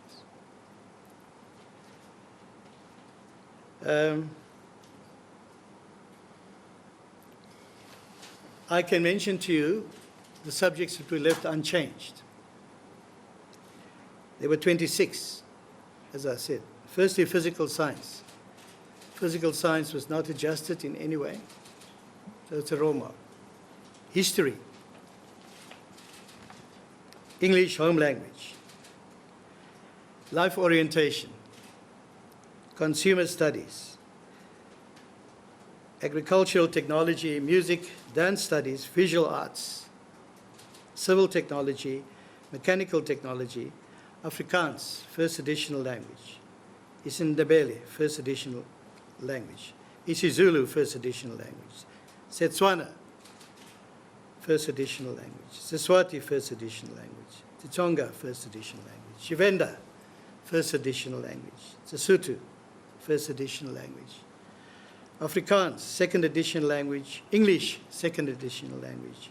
isiNdebele, second additional language. isiZulu, second additional language. Setswana, second additional language. isiXhosa, second additional language. And Sepedi, second additional language. Those subjects were left untouched, so they were raw. And in other words, the candidates will get whatever they scored on the test. Now, moderation with mainly upward shifts. When we say mainly upward shifts, it's a complicated process. So sometimes we shift a part of the graph up or down and the other part in a different direction. So when we say moderation with mainly upward shifts, we mean towards the average historical learner performance profile. Now, upward shifts was done for 28 subjects. And they were life sciences, mathematical literacy, mathematics, geography, hospitality studies, agricultural management practices, agricultural science, computer technology, electrical technology, engineering, graphics and design, dramatic arts, business studies, economics, design, religion studies, isiZulu home language, Afrikaans home language, isiNdebele home language, Seswati home language, Setswana home language, Sesotho home language, Shivenda home language, Tsonga home language, Sepedi home language, English first additional language, isiXhosa first additional language, Sepedi first additional language, Sesotho second additional language. So those were the 28 upward shifts. But there were some downward shifts as well. And downward shifts towards the average historical learner performance profile was effected on the remaining 4 subjects. And they were accounting, isiXhosa home language, tourism, and information technology. I just want to point out by comparison, in 2015, 59 subjects were presented for standardization. Raw marks were accepted for 29 of those subjects, which is 49%, and the remaining 30 subjects were all adjusted upwards last year. Now, it's perhaps appropriate for me just to take a minute or two to connect with the things that Dr. Rakometsi said. So first thing I want to say is this cohort of 2016, while the learner performance in 2015, that's last year, departed quite significantly from the average historical learner performance profile, the learner performance of the cohort of 2016 this year has moved closer to the average historical performance profile. In other words, is moved closer to the norm. So whatever adjustments we made were not radical. They were almost on the norm. And as I said before, you're welcome to gain access to those and see what we've done. So it's pleasing to see that the marks of subjects such as physical sciences and history were left as unadjusted, and that there was a marked improvement in subjects such as accounting. However, there are subjects such as geography. Geography showed a marked drop in learner performance, and other subjects such as life sciences, business studies, economics, and several home languages have not shown the progress that was hoped for. Now, I want to single out one subject, because there are many subjects where the learner performance fluctuates from year to year. But we have to single out mathematics as one of the key gateway subjects where, in this country, we have not been able to move the needle. We made almost no progress over the years. It's one subject where the performance is completely flat. And what also struck me is that it's a bit alarming that since 2014, and Dr. Rakometsi had pointed out, something happened in 2014. Remember, the National Senior Certificate was introduced in 2008. That's 9, so there are 9 cohorts of that. However, in 2014, a modification was done, which is called the CAPS curriculum. So there's only 3 years of CAPS. I'll come back to that point. But it is alarming that since 2014, mathematical literacy is no longer the soft option that it used to be. It has joined mathematics as a learning area where the learner performance is critically low. So mathematical literacy is as hard as mathematics. I want to also, I'm sure you would want me, as Dr. Rakometsi had started, talk about the progress learners and what impact they've had on this cohort, the results of this cohort. And as Dr. Rakometsi had pointed out, there were many more progress learners this year than in previous years. In 2014, not just 2015, 2014 we had progress learners. There were 30,000, more or less, which is about 5% of that cohort. Then last year, the class of 2015 had about 10% of the total cohort. And this year, the CEO has pointed out, there are 13.4% of the cohort, progress learners.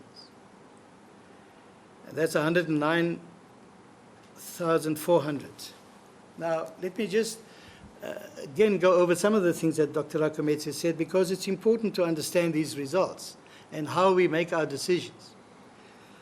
The policy on progression was implemented in 2013. And the purpose of that was to prevent learners being retained in the same phase for more than 4 years. So there are 4 phases. And you can't stay in the phase, you can't fail more than once, basically. That's what it means. Each phase is 3 years.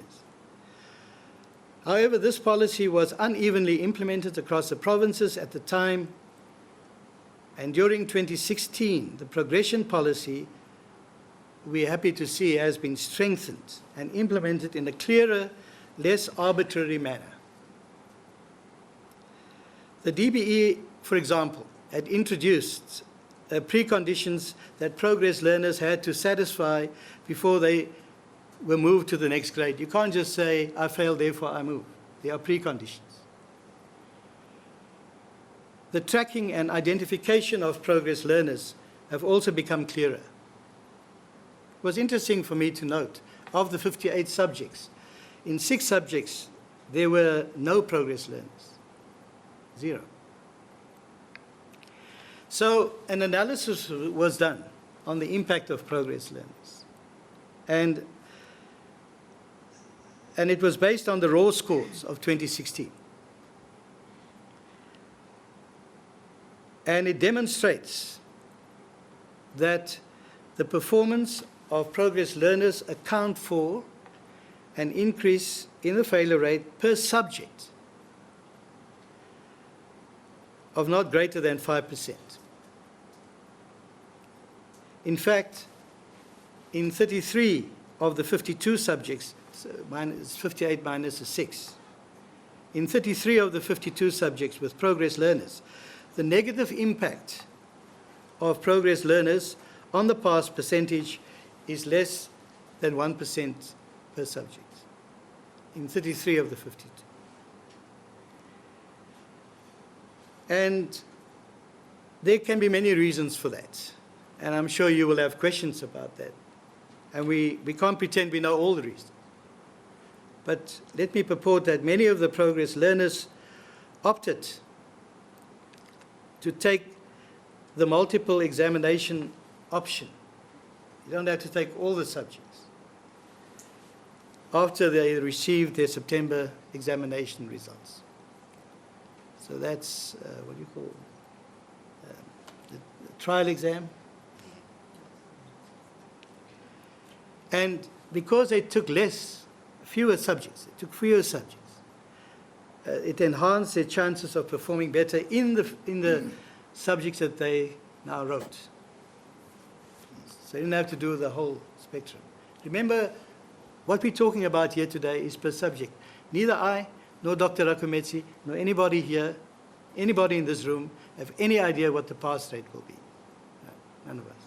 So we can only tell you what the pass rate is per subject. And the rest is all conjecture and speculation.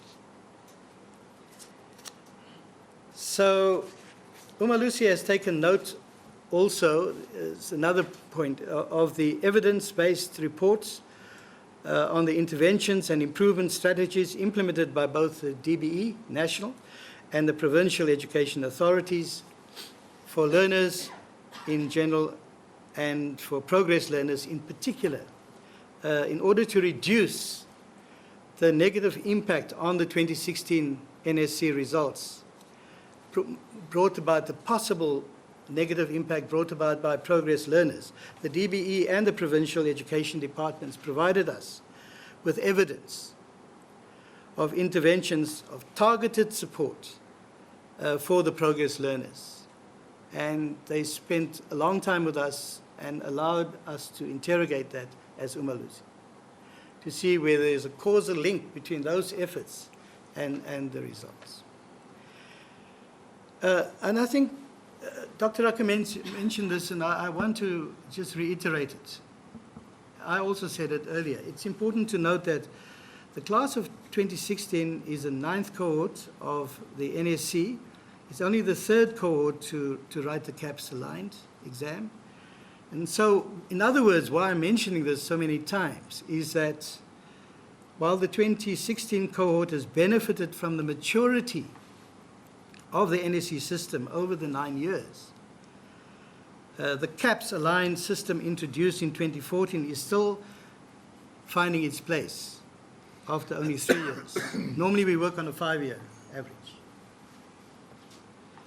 So in dealing with the results of the cohort of 2014, 2015 and 2016, that's post-CAPS, Umalusi faced a twofold challenge, and it was hard for us. And I don't want to pretend it's an easy task. On the one hand, there is a need to come to terms with the demand of a strengthened CAPS aligned curriculum. And on the other hand, there is a need to embrace a cohort with increasing numbers of progress learners. We've learned a lot of things in the process, and I'm confident that the lessons that we've learned in the process would put us in a better position as Umalusi to ensure that the class of 2016 would not be disadvantaged in any way. So Umalusi has put in place rigorous and robust procedures that provide assurance that all learners receive appropriate recognition for their performance in line with agreed national standards. And this is an important thing that we often say: no learner should feel that she or he was born in the wrong year. And I'll come back to that point under my next issue. Dr. Rakometsi has also pointed out the importance of the standardization process, which is the second thing. And I've been involved with Umalusi one way or the other for 10 years. And I can't pretend that I fully understand each and every aspect of the standardization process. And therefore, it's a little bit frustrating if somebody, after one session, either rejects it or becomes cynical about it. It's hard. These things are hard. You have to apply your mind to it. And it's very subtle. And I think, as pointed out, Dr. Rakometsi pointed out, we want to mitigate the sources of variability from year to year. And those sources that impact on the learner performance from one year to the other. And those can be the cognitive demand, the difficulty levels of questions, the marking, the curriculum changes, the interventions, a whole range of things. I can go on and on. There are many, many things that change from year to year. So unless you assume that those conditions are exactly the same this year as it was last year, you don't have to do anything. But you will have to remain open to the need for standardization, because it is employed as a quality assurance process all over the world, not only in South Africa. This is an international thing. It is not just done for NSC, it's done for all the qualifications. And it's not only done for one assessment body, it's done for all the assessment bodies equally, as Dr. Rakometsi has pointed out. So I just want to say this thing about standardization. It aims in the main to achieve equivalence of the standard of the exam across years, but it is also aimed to deliver a relatively constant product to the market, in other words, to the universities, to the colleges, to the employers. A crude way of saying it, as Umalusi, we have to make sure an A remains an A. So if one school has 10 A's this year, it will raise many eyebrows if that same school has 30 A's next year. Something clearly is wrong. And then we can expect that when standards of examinations are equivalent, certain statistical mark distributions should correspond. It is this principle of correspondence that forms the basis for comparing distributions with the historical averages that are developed over 5 years. And when we do that, we use things such as means, medians, pass-failure rates, distinction rates, I've just pointed out. And we also look at something called the pairs analysis. If you look at the cognate group of subjects, how the performance in one subject compares with the other subjects in its group, in its cognate group. So even when we don't have historical data, which we don't fully have in the case of CAPS, we can use pairs analysis and we can use many other means of adjusting the marks. And I lastly just want to say about this is that, you know, when I think it's an enduring criticism of Umalusi decision making, that it seems so highly statistical, and that we only look at the numbers, basically. But I can assure you, and I speak on behalf of the entire Umalusi team, that before adjustments are made, adjustments only happens at the culmination of a long process of receiving input, qualitative and quantitative input, and that involves a whole range of things. Assessment body or department coming to tell us what you've done during the year, what was the dosage, how many people attended, who were the people, and so on. And the standardization process starts with the setting of papers, and then the moderation of those papers, and then the writing of the exams and the marking of the exams and the verification of the marking. And only finally, in this case on the 23rd of December, we did adjustments of the mark distribution. So we don't just walk in and adjust marks using the numbers only. And I have to say that given the complex nature of the stages that I've just outlined, and the processes followed, it can lead to misinterpretations. So again, I would encourage you, if there are things that you don't understand, to raise those issues. You can't take one of those aspects in isolation of the other. You have to take them all together. It's important because it's a basis for Umalusi to declare exams as fair and valid and credible, and therefore to build public trust and confidence. Let me just go over two more things about the NSC. The one is irregularities, but before I come to irregularities, I want to commend the department. That the quality of marking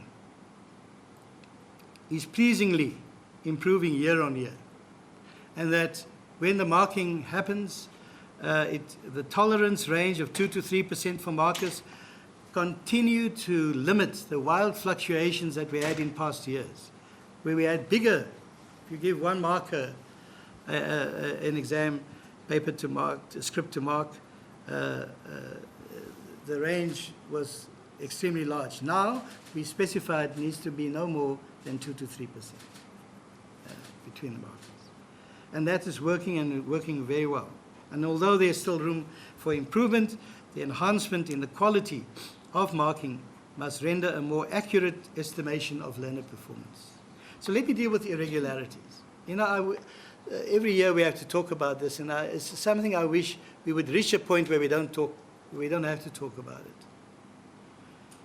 Umalusi conducts not only the process of standardization, which I've just described, and Dr. Rakumesi has described, for national exams, but it also, through rigorous procedures, assures the quality and integrity of the entire exam process. So before we can say today, we approve the release of the results, we have to be sure that the exam was not compromised in any way. So gaining the approval of Umalusi Council for the release of the results is determined by the examination's level of compliance with policies and directives and guidelines issued by both Umalusi and each of the assessment bodies. It applies to all the assessment bodies. In other words, we have to be sure that there were no systemic irregularities. And each of these assessment bodies that Dr. Rakometsi has mentioned, has to present to Umalusi a report on any irregularities. And we set aside a day, we interrogate those reports very thoroughly. Now, about the DBE exam, it will be recalled that in 2014, the National Senior Certificate exam, the credibility of that exam was tarnished by widespread group copying. I think none of us will ever forget that. And last year, in 2015, the system had to deal with the unfortunate incidents of paper leakages in Limpopo, which ultimately spilled over to Gauteng and to Mpumalanga. And in the main last year, it was Life Sciences Papers 1 and Paper 2 that were affected by the leakage. Now, it is common knowledge by now that in 2016, the system once again had to deal with the unfortunate incident of a paper leakage in Limpopo, which again spilled over to Gauteng. There was an investigation team, a task team established by the minister to identify the source of the security breach and the extent of the spread of the access to the question paper. And that investigation confirmed that the leakage of mathematics paper 2 were restricted to 2 schools in Limpopo. And it doesn't affect more than 100 learners. Now, this investigation wasn't just done by the department. The Hawks were involved. SAPS, in fact, the Hawks are still involved. SAPS, private investigators have been used and still involved. Learners were interviewed, officials were interviewed. And in addition, investigative marking was done to determine the extent to which learners may have benefited. So Umalusi wants to thank the department for the swift and decisive action taken to limit the spread of the leakage. And as a result, it has been decided that there is no need for a rewrite of mathematics paper 2. However, the Limpopo Education Department's non-adherence to some of the security measures outlined in the norms and standards must be addressed immediately and certainly in the next examination cycle. As Umalusi, we are very concerned about this. And we take a view that strong action must be taken against those learners and officials who have made themselves guilty of these acts of dishonesty.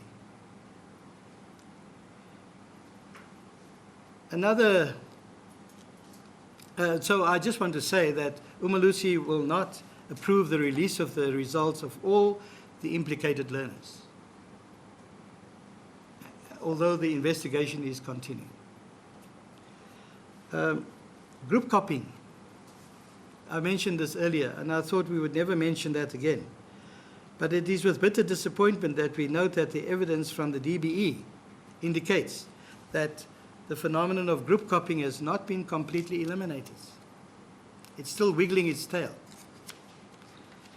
This year has seen a limited number of incidents involving group copying in KwaZulu-Natal, in Gauteng, and Mpumalanga.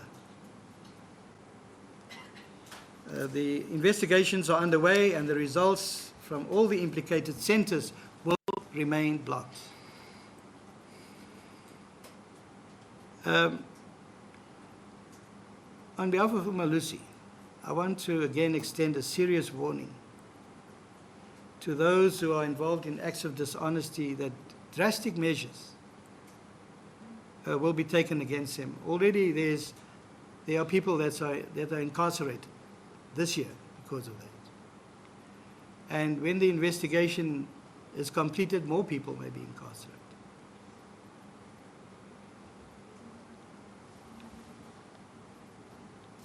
So, let me just repeat the fact that we know the extent of these leakages and irregularities leads me to the final declaration for the DBE. And the others I will go over much quicker, because many of the things apply to the other assessment bodies as well. So I can say, on behalf of Umalusi, having studied all the evidence at hand on the management and conduct of the National Senior Certificate exams administered by the Department of Basic Education, Umalusi is satisfied that apart from the leakage of the Mathematics Paper 2 question paper in 2 schools in Limpopo, and a limited number of incidents of group copying in KwaZulu-Natal, Limpopo, Gauteng, and Mpumalanga, Umalusi is satisfied that the examinations were fair and valid and credible, and that nothing has compromised the integrity or credibility of the examination as a whole.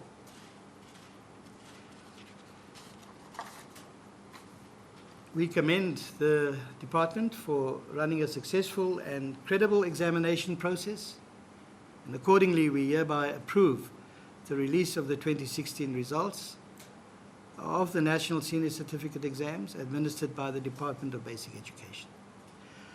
So let me quickly go through the others. So the other 2 assessment bodies, the National Senior Certificate administered by the IEB, a total of 11,028 full-time and 747 part-time candidates were enrolled for the National Senior Certificate set and administered by the IEB, the Independent Examinations Board.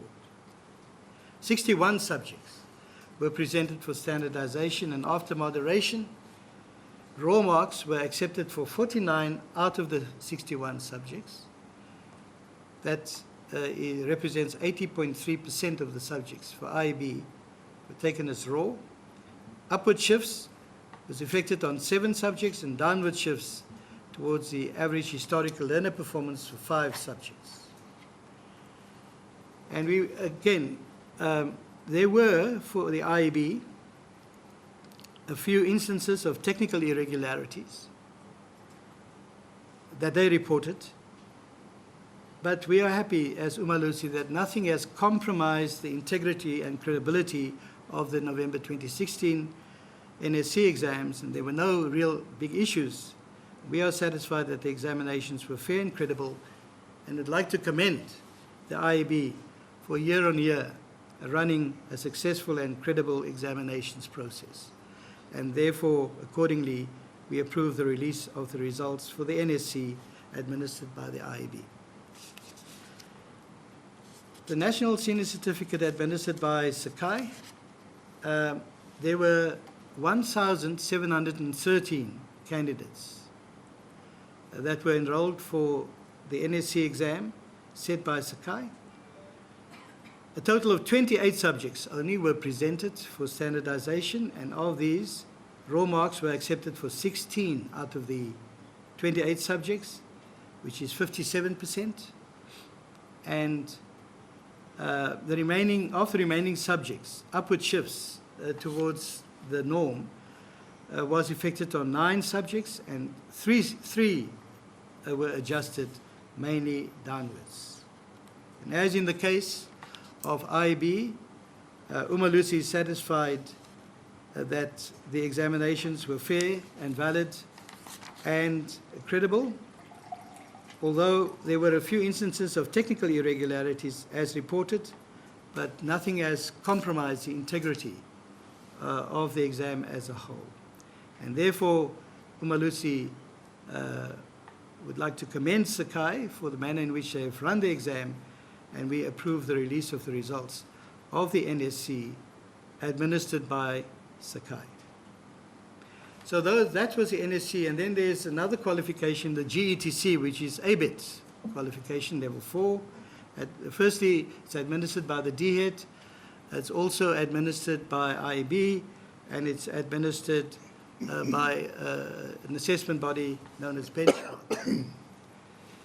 For the DHET, the Department of Higher Education and Training, and and Umalusi regards this as an important qualification in a country such as ABET Level 4, or the GETC.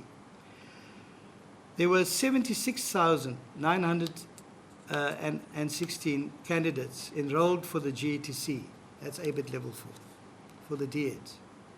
26 learning areas were presented for standardization. And of the 26 learning areas, raw marks were accepted for only 6 learning areas. Moderation with some downward shifts towards the norm was affected on 8, and the moderation with upward shifts were affected on 12 subjects. Umalusi remained concerned with the overall poor performance of candidates in the GETC examination administered by the Department of Higher Education and Training. And as we said, we believe that's a very important qualification. We've also taken note that there were a few policy and procedural deviations which we've discussed with the assessment body, and those affect the conduct and management and administration of the examination. There were also incidents of group copying, but as a whole, nothing has compromised the integrity or credibility of the November 2016 exam of the GETC ABET run by the department, and we would like to approve the release of the results of GETC examinations administered by the department. The other GETC is run by the IEB. A total of 466 candidates sat for the GETC administered under the auspices of the IEB. There were 8 learning areas that were presented for standardization, and following moderation, raw exam marks were accepted in 5, and the remaining 3 were adjusted downwards. In the case of the IEB, there were again a few instances of technical irregularities and acts of dishonesty also that were reported at 13 centers of the IEB. But as a whole, nothing has compromised the integrity and credibility of the November 16 exam, and so we are happy to approve the release of the results of the GETC administered by the IEB. Then lastly, there's the GETC exam administered by Benchmark, where we had 284 candidates that were enrolled for the GETC exam and set and administered by Benchmark. And they only had 2 learning areas. They're provisionally accredited. And after moderation, we accepted raw marks for both these learning areas. Now, again, in the case of Benchmark, there were policy and procedural deviations that we've noted in the conduct of the examination, and irregularities that were confined to 2 centers. We've got their names. So as a whole, though,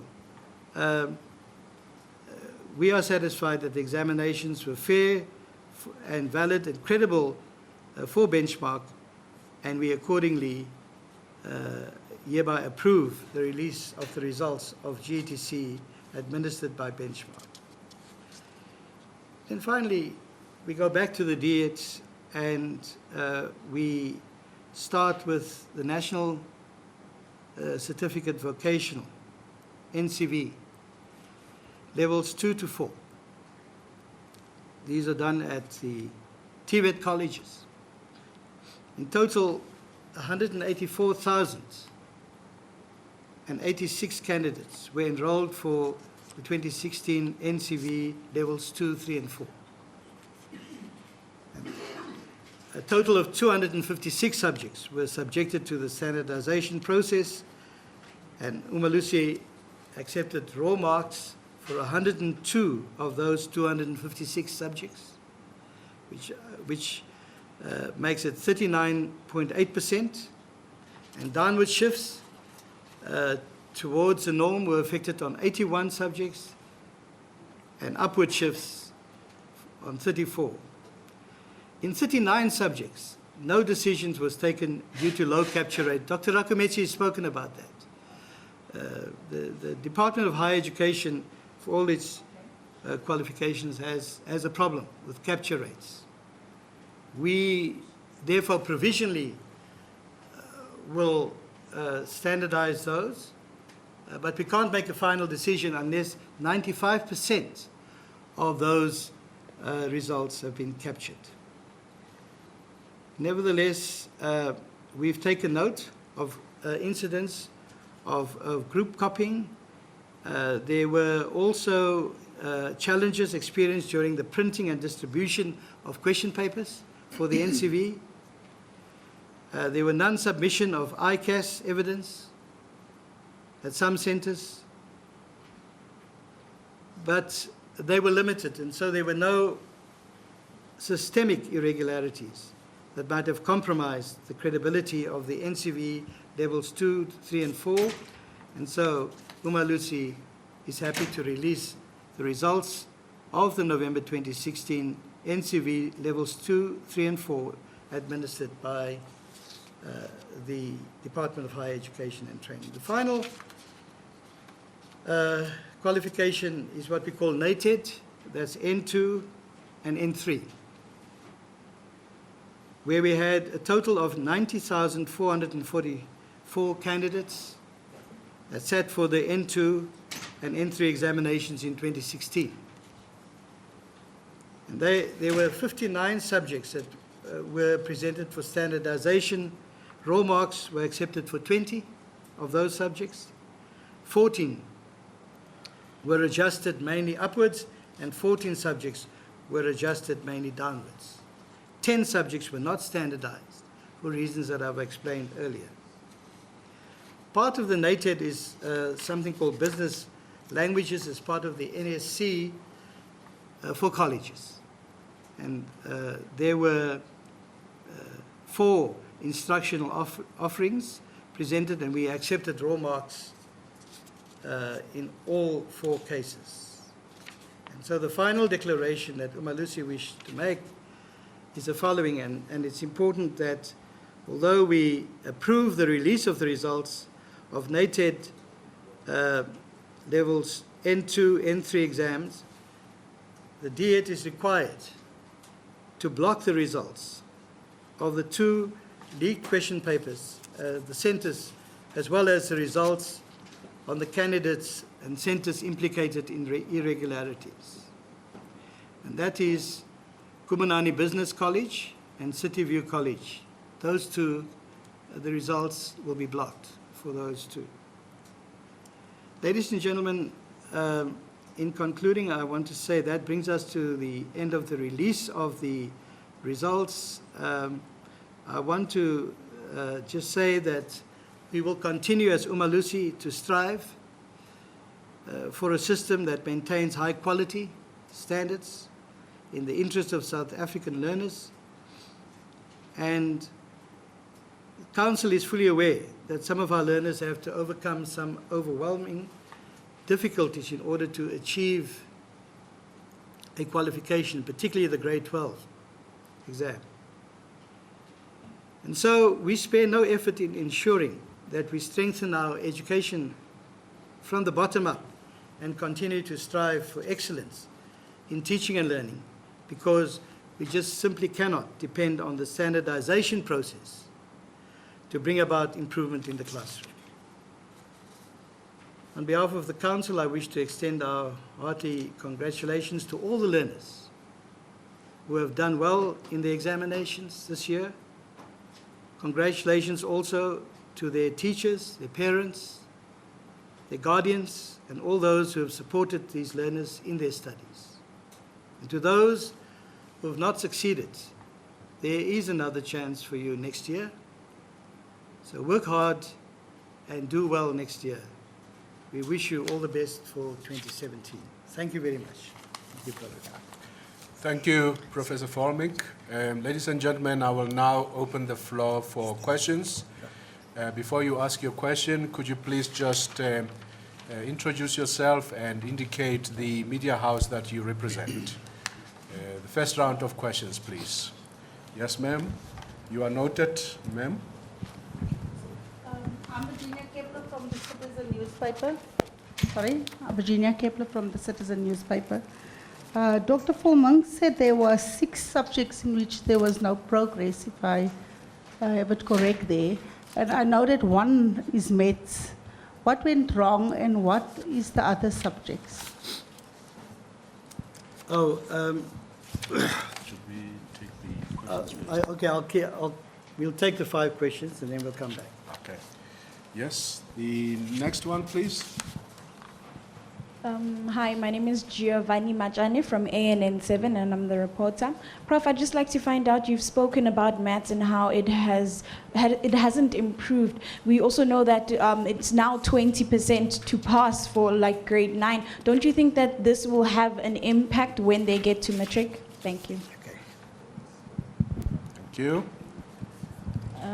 Good morning, I'm Swazi from Pretoria News. I don't know if you'd mentioned it. My questions are for the department, for the public schools. What was the reason for the increase in progress learners? And then also the reason for the adjustment of the subjects or the marks, upward or downward adjustments. I didn't understand the reasons behind that. And also, what is the overall feeling of how the matrics did this year for the public schools? Thank you. Okay. Any other question? Can I just indicate the lady over there and then the gentleman? The lady and then the gentleman.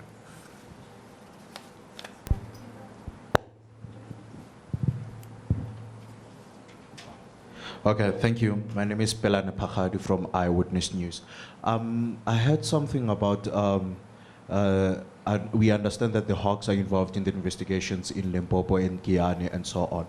But the main reasons of which the question paper came about to be heard, as we've been told, is that the learners came forward and said that this question paper is very much familiar and we have seen it before.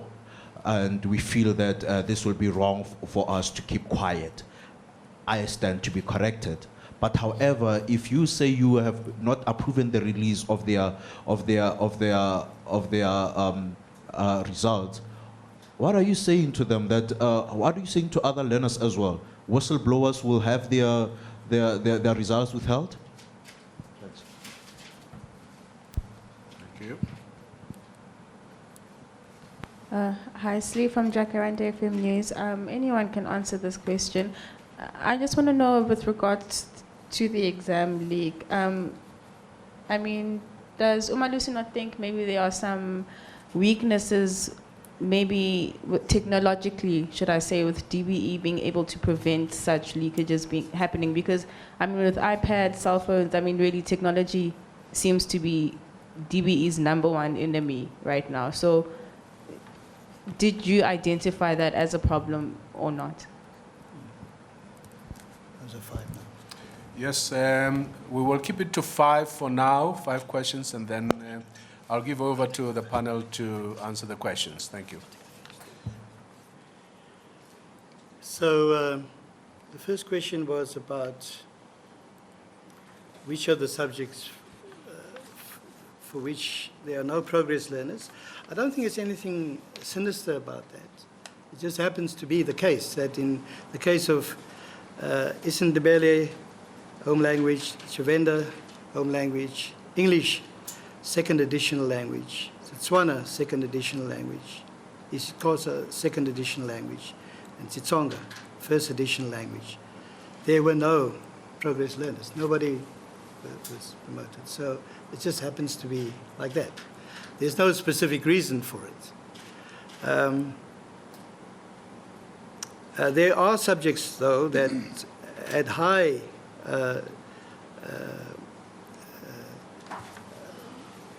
percentages of progress learners, but I think your question was which were the subjects and what impact. I think we did point out that even where there are many progress learners. In none of the subjects, the impact on the failure rate was more than 5%. The analysis shows us that it was never more than 5%. In fact, in some cases it was 0. In one case it's -1. So the second question was about the maths and the 20%. Yeah, I think that, see, Umalusi is not the one to answer that question. Umalusi had nothing to do with that particular rule, but I can, in my personal capacity, I can tell you what I think of it, the way I understand it. And there may be people here that know more about this than I do. But from grade 7, 8, and 9, there were concerns that people get stuck in those grades because of the caps requirement that you have to get 50% in your home language and 40% in mathematics. And it was felt, according to the reasoning, that that's unfair for people who do not need mathematics. They could do math literacy. They don't need mathematics in grades 10, 11, and 12. So why require from them the 40% pass? So they can fail, but they can't fail. They can fail mathematics and go on. They can fail that one subject and yet condone, not in mathematics, but to go on to the next grade, but they must not get less than 20%. So it's not that the pass rate in maths has now been set at 20%. I think that is a wrong interpretation. I think the hysteria in the public said, oh, they just saw the 20% and the word maths, and they thought that that was the case. I hope that makes it clear. Sorry. Yes. You say that in terms of maths, it doesn't justify the whole process of maths, but then if they are required to get 20, obviously they won't be doing maths when they get to grade 10 up. Yes. But now we've also seen that maths literacy is no longer a soft subject. This will obviously be impacted by the 20 that they need, yes. No? I absolutely share your concern. But as I said, it's not a Umalusi rule. It's something that we have to deal with when it comes here. All that condemnation is saying you can progress into grade 10 without passing maths, but you can't fail it with less than 20%. That's what it says. Yeah. So now I give over to Dr. Akumetsi for the next couple of questions. Thank you very much, Professor Volming. The question on the increase in the number of progress learners, maybe just to explain the principle first and the policy position of the department, is that learners are not allowed to repeat more than 4 times in a phase. If they have repeated 4 times in a phase, they are progressed to the next level. Hence, we have progress learners.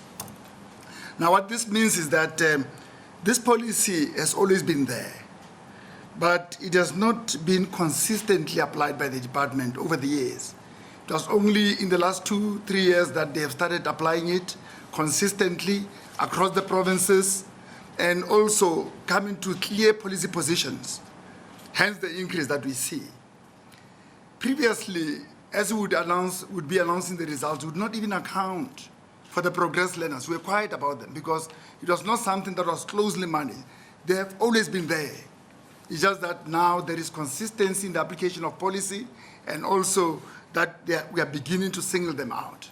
Now, once there is consistency in the application of policy, they are bound to increase because now we are monitoring them from the foundation phase, intermediate phase, senior phase, and FET phase to say who has done a phase for more than 4 years. I think that answers the question. Now, when it comes to the reasons for standardization, upward or downward adjustment, Professor Volming has gone to great lengths to explain this. I'll try to also summarize the things that we have been saying. When we give the learners the papers to write in our country, these papers have not been field tested. We are not able to determine how the learners at the point of responding to the questions, how they are going to experience the paper. The papers are set by the examiners. They are internally moderated by the different assessment bodies, and then they are externally moderated by the external moderators of Umalusi. But these are human beings. They are experts, yes, but they are human beings. They may think that they have pitched a question at a particular level, only to find that they have either made it too difficult or too easy. Now, if you write your matric in a particular year, you don't have to be advantaged or disadvantaged because of the year in which we are born. Hence, the standardization process is necessary. What happens in the standardization exercise, as Professor Volming has said, we receive qualitative reports from the examiners and the moderators, who now tell us how the learners have experienced the paper as they were marking, to say we have made the following observations, and these are the trends that we are observing. And that is independent of looking at the statistics, at the tables, at the graphs. Now, once we go to the tables and the graphs, we take into account the inputs that we have received from the moderators and examiners. Those will be the qualitative inputs. And then we look at the tables to see how these learners fare in comparison to the average of the past 5 years. To say, in the past 5 years, we had so many failures in this subject, either they were high or low. We had so many distinctions. Now, what explains the increase in the distinctions? If we have an explanation of why we've got an increase, say there's been an increase in the number of subject advisors, there's been laboratory equipment bought in the number of schools, then that will account for the increase. But if there is no account, we'll then be able to say, no, but let's adjust to the norm that has been determined after, over the past 5 years. In the same breath, if a learner, a group of learners are now failing, the distinction rate has gone down, the pass percentage has gone down, the failure rate has gone down, has gone up.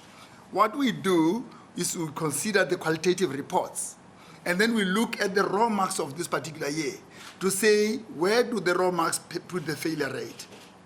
And if we find that the paper was difficult, we then adjust the marks so that the learners of this year are not disadvantaged.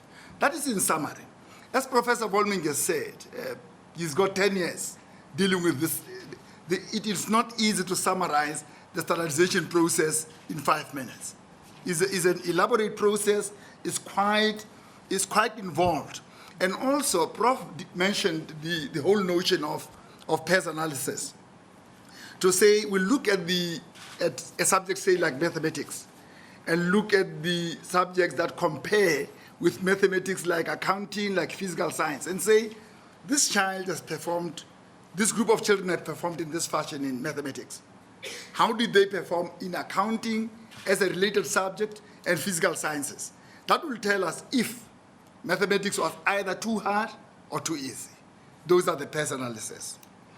Now, on the question of the leaked paper, yes, indeed, the Department of Basic Education received the report from the department as a result, from the Limpopo Education Department, as a result of a child who could not sit with his conscience, seeing that this paper had been seen before. Now, I want to be very careful here in clarifying this. The fact that you are a whistleblower does not mean that you are innocent immediately. It depends whether at the time when you saw the paper, you were aware that it's a leaked paper or not. That still has to be investigated. We are withholding the results because there are further investigations that are going to be done. Now, the department, together with the Irregularities Committee, is going to advise the minister to say, well, these are innocent or these are not innocent. You can't be involved in a crime and then you are a whistleblower, then all of a sudden become innocent. We don't have all the facts on how this whistleblower was involved in this whole leakage of the paper and in receiving the paper for that matter. So we leave that to the department together with the members of the Irregularities Committee of the department. Yes, indeed, our systems are being compromised by technology. Every time technology develops, the systems are going to be compromised. Looking at the age groups of people sitting in the audience here, in our day when you wrote examinations, there were no cell phones. The invigilators did not have to contend with cell phones to say you leave your cell phones outside and so forth and so on. Now came the cell phones with all the WhatsApp messages, with all the internet and so forth and so on. Cell phones had to be left outside. Now the complications are going to go on and on and on, you know, when the technology develops. It is up to the different assessment bodies, together with Umalusi, to up our game, to say these are the new developments and we change our rules so that we deal with the new situation. You'd be surprised in 1980 if anybody said no one should bring a cell phone into the examination room. You'd be saying, what kind of animal is that? Now things are changing, and as they change, we're going to be changing our policies. Thank you very much. Can I just add, just on the, there was a question about whether we have any comment on the overall impression. You know, I said earlier that none of us can actually, with any certitude, say that. We can guess, and we can guess. The problem is if you guess right. That's a problem. And then you could get into trouble. But you can use your judgments. What I did say is that last year there's a 5-year average. There were wild deviations from that average. This year it was closer to the average, but you can't assume that what I'm saying is that it is above the average. It could also be below. So, but the performance this year was close to the average over the past 5 years. Then I think there's an honest question about the whistleblowers. It's an ethical dilemma, you know, and so maybe it's something that we need to talk about. It is the case. I recall one incident.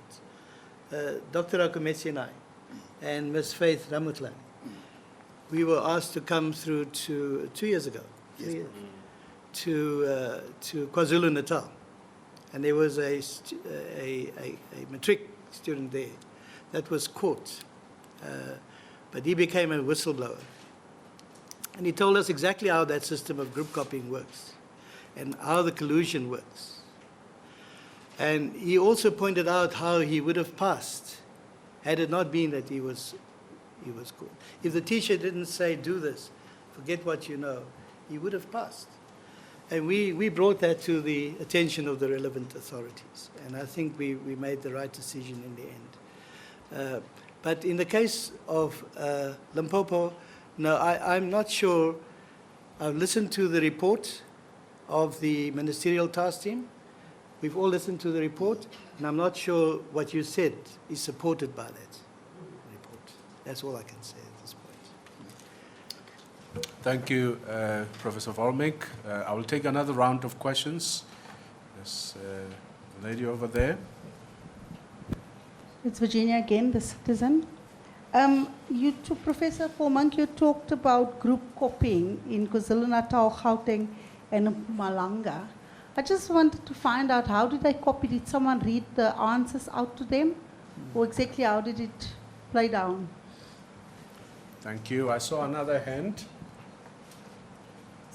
Ladies and gentlemen, I just wanted to ask 2 questions. My name is Terence Ball from the South African National Lexicography Units. I represent the 9 official indigenous language lexicography units.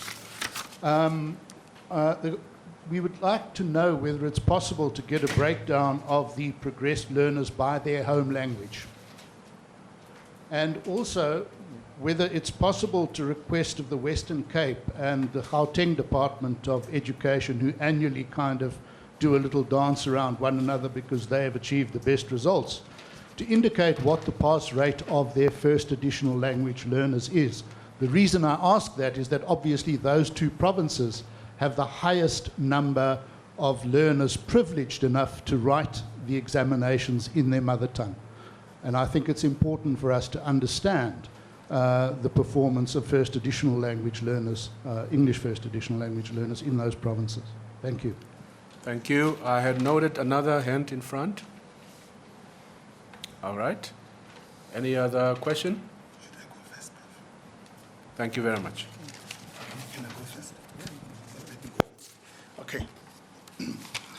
Maybe I have to start with the question about the pass rate. Umalusi is not able to tell what the pass percentage is going to be at the end of this year. We don't deal with overall combination of marks. We deal with the individual subjects. Now, it is very difficult to predict performance, overall performance when you are dealing with the individual subjects, because the subject combination has not happened, the condonation has not happened, and language compensation has not been factored in. So it will be very difficult. Like Prof is saying, it will be a wild guess, and a wild, dangerous guess for that matter. Now, coming to Virginia, a citizen, how are these learners helped? The investigations still have to happen. We discovered this through the patterns at the marking center. These learners were singled out. Their scripts showed a particular pattern of answering, as though they were dictated to or they were given answers in one form or the other. As to the form, we do not know until the investigations will reveal all the details. And the request of the pass rates for the first additional language learners, I think that could be directed to the relevant departments, Western Cape and Gauteng. We are not able to give that information here. Yeah, so, but I do think it's a researchable question. So yeah. I think it's something that we could, it helps us to think thoughts that we otherwise would not have thought. So that's what a researchable question is. But just coming back to Virginia's question, I think that there are various ways. There are ingenious ways in which these things work. Dr. Rakometsi has pointed out that we investigate these things. In the one case that some of us have personal knowledge, it worked. I won't mention the province or the person, but there is always collusion. So that's the one common thing in group copying, is that there's collusion. And it turns out that the collusion is between the learner and the teacher, largely, at least the invigilator. So in this case, I will give you one example, but it doesn't cover all the cases. One example is this particular learner was writing, and the invigilator realized he was the only one writing. Nobody else in that class was writing, and alerted the subject teacher, who went out and wrote down answers, but didn't give the whole memo to one group. It broke it up into different groups, and you do these 3 questions, you do those 3 questions. So that's why the phenomenon of group copying comes in. So it is not something, it's not a leaked paper. It happens through that kind of collusion. There are many other examples as well. And no matter how strong your regulations are and your policies, if people are intent to be dishonest, they'll find a way to be dishonest. It's like anything else in life. If people don't want to obey the law, they won't obey the law. They'll find a way to come around it. So your question was about whether there are weaknesses. I think that was your question. And I think that it has to be the case, that we have to increase our levels of vigilance year on year. We can never become complacent about it, because there are always new ways. So you can't prevent it, but you can create deterrence. And in this particular case, in Limpopo, I know what is happening is that the Hawks are trying to find, they've already found one culprit and they will find more. But in the meantime, there was a private investigation going on, who is not looking at the culprits, but looking at how that works and how can we prevent it from working in the future.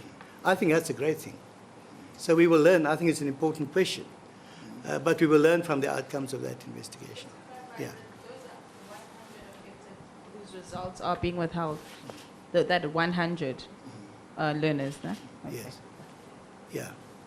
It's not the whole district or province or whatever. Thank you. Anyone who wants to take the last bite? Are we all covered? Okay. That being the case, I will now hand over to Dr. Ruth Mampani, the chairperson of the Assessment Standards Committee of Umalusi Council, to do the vote of thanks. Thank you. Thank you, Chair. As we come to the end of our media briefing, it is a pleasure for me to extend our sincere gratitude to all of you for your presence at this 2016 examination media briefing. This day marks not only the end of an arduous journey, but an important milestone for Umalusi and the different assessment bodies as they finally deliver on their promises to their stakeholders, the learners and their parents. Let me thank in particular the following people. Firstly, I would like to thank all members of the Assessment Standard Committee for a job well done. I also extend a word of gratitude to the chairperson of the council, Prof. John Volmick, for providing visionary leadership to this end and for steering this process. Thank you, Prof. I also thank the CEO of Umalusi, Dr. Mafura Komesi, for his excellent leadership, as well as all the Umalusi senior managers and staff who worked tirelessly and against stringent timelines. A word of appreciation to the ladies and gentlemen of the media for their willingness to cover this approval of the release of the 2016 examination results.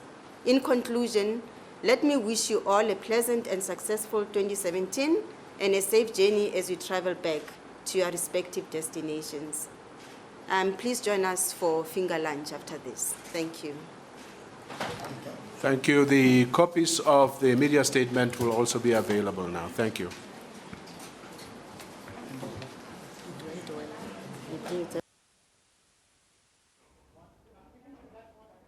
That was the live media briefing by the Council for Quality Assurance in General and Further Education and Training, known as Umalusi.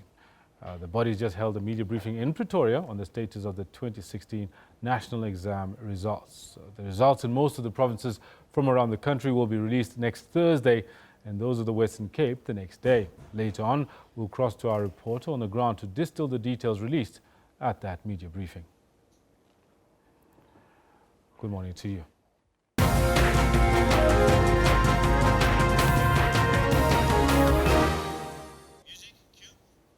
Umalusi has just held a media briefing in Pretoria on the status of the 2016 national exam results.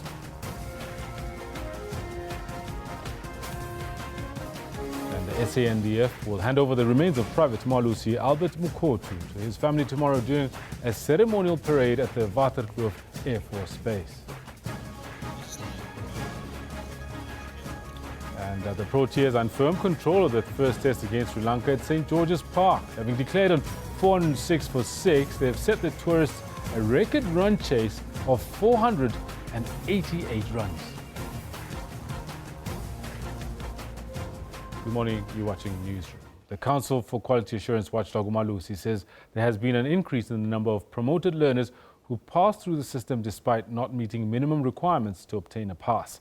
Speaking at the media briefing earlier today, Umalusi CEO Dr. Mafura Komesi outlined the process to be followed before the results are publicized.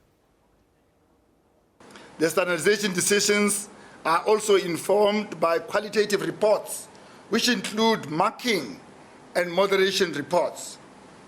The subjects are standardized individually and in a non-iterative manner. There are 8 principles that guide the standardization process. I'll mention only 2 of these as they are particularly important. Our first preference is to accept raw marks as a fair reflection of learner performance. In general, no adjustment should exceed 10% of the total mark of the paper or the historical average. It should be obvious from the above 2 principles that one cannot have a fixed level of adjustment An appropriate scaling operation must be employed in order to be consistent with these principles of standardization. In instances where raw examination marks are accepted, it is because, one, the examination has been adjudged to have been of appropriate level. Second, the learner performance is in line with the average historical learner performance profile in the subject. Third, the conduct and management of examinations in the subject was not compromised. Council needs to satisfy itself that all assessment bodies have been subjected to the following quality assurance measures before it can approve the publication of results. Over 2,000 Vuwani matric learners in Limpopo wrote their final examinations. This is despite having lost 2 months of schooling. Learning in Vuwani was disrupted in May with nearly 30 schools torched during municipal demarcation protests. Umalisi CEO Dr. Mafura Kometsi says matric 2016 learners in Vuwani cannot be treated differently because of the protests. Learners from Vuwani in Limpopo have been the unfortunate victims of protest action. The Department of Basic Education, in collaboration with the Limpopo Department of Education and a number of NGOs, introduced several interventions, including student camps and additional study material. We commend the department for these interventions. The position of Umalusi on the results of Vuwani is that students who wrote the 2016 examinations have to be treated the same way as all other candidates. The quality assurance processes cannot be relaxed for them because of the school disruptions we have witnessed in the area. Now, the Council for Quality Assurance in General and Further Education and Training, Umalusi, says it introduced a new policy to deal with learners that struggle to move out of the schooling system due to failing matric. Professor John Formonk says although they've slowly been implementing the policy since 2013, this year it was fully implemented and it's bearing fruit. The policy on progression was implemented in 2013. And the purpose of that was to prevent learners being retained in the same phase for more than 4 years. So there are 4 phases. And you can't stay in the phase, you can't fail more than once, basically. That's what it means. Each phase is 3 years. However, this policy was unevenly implemented across the provinces at the time. And during 2016, the progression policy, we're happy to see, has been strengthened and implemented in a clearer, less arbitrary manner. The DBE, for example, had introduced preconditions that progress learners had to satisfy before they were moved to the next grade. You can't just say, I failed, therefore I move. There are preconditions. The tracking and identification of progress learners have also become clearer. And of course, Hours News will not be complete until we have a look at what you've got to say on social media. Dr. Moses Bilani says, my hope is that all the hardworking students will be rewarded and that those who didn't do well will not end their lives. Gozima says you only need 30% to pass matric, 20% on maths, and I'm not sure how DPE shares the other 10% for the remaining subjects. Excuse me. And Mudi Malong, good matric results are certain. You need 20% to pass maths, and it's up to you how you ration the remaining 10% for the remaining 6 subjects. Shafana Zulu Esho, this year I'm expecting better results than last year.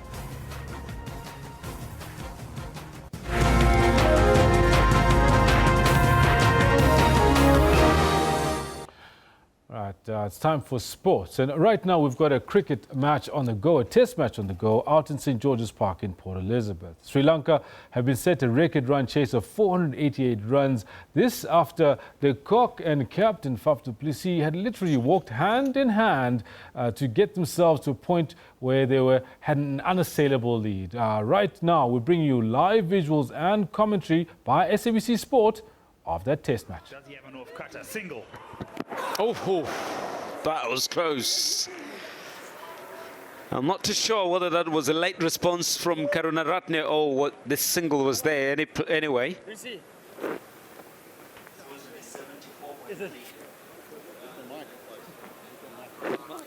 So that hit the microphone. What accuracy! Missed the stumps and hit the microphone. Stephen Cook from backward point. There's a throw. He makes his ground. Oh, yes. I'll miss the yellow stuff and I'll hit the microphone.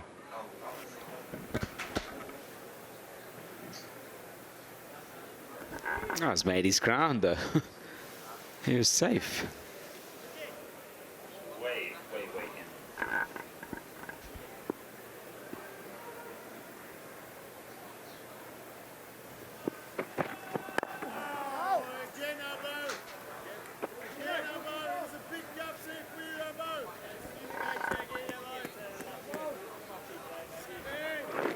Perhaps you might have an answer for this, Ed.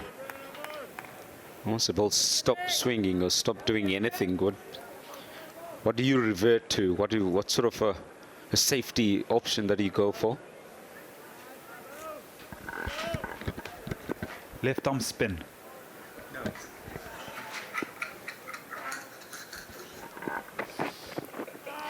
You can't change your style of bowling. And why not?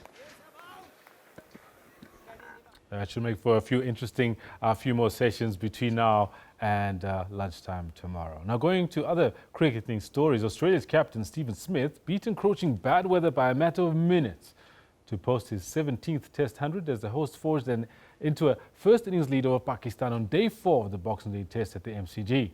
Smith was unbeaten on 100 with Mitchell Starc on 7 not out, as Australia moved to 465 for 6 in reply to the tourists' 443 for 9 declared at the MCG. Let's take a look at the highlights. He's gone, is he? Yes, he is! Out at 97, a beautiful delivery. Swung away, drew him into the shot. Superb driving. Oh, it's a fine one. It's 4. And that'll bring up 50 for Hanscom.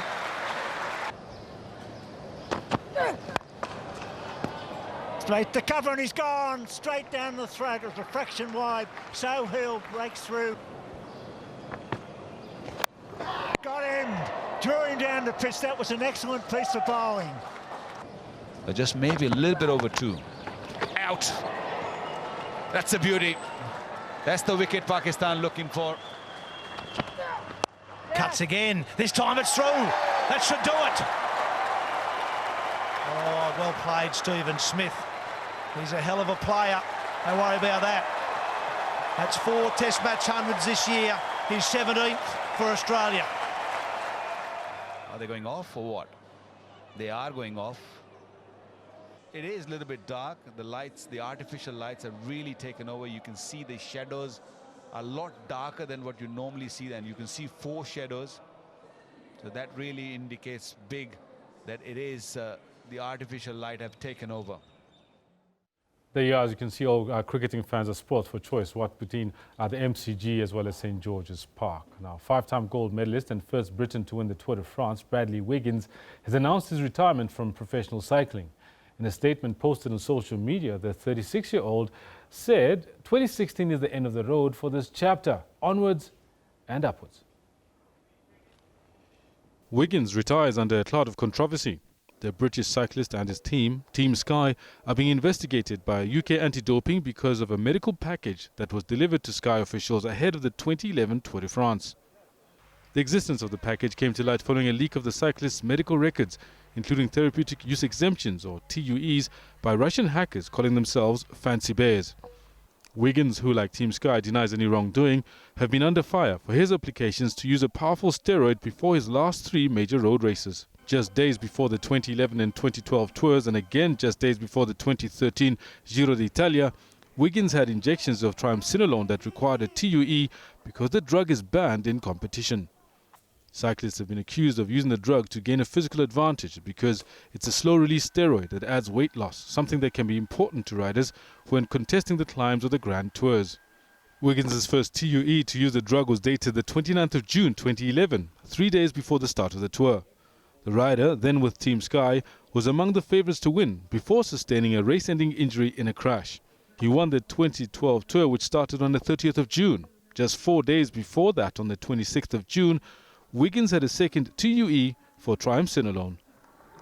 A good time to retire if there ever was one. That's it from us. Thanks very much for having joined us. Sure hope that you enjoyed it. You can always give us your thoughts on the show and everything else we brought to you on @SABC Newsroom on Twitter, otherwise on our Facebook page. From me and the rest of the team that brought this to you live from Auckland Park, until tomorrow, the sun is in.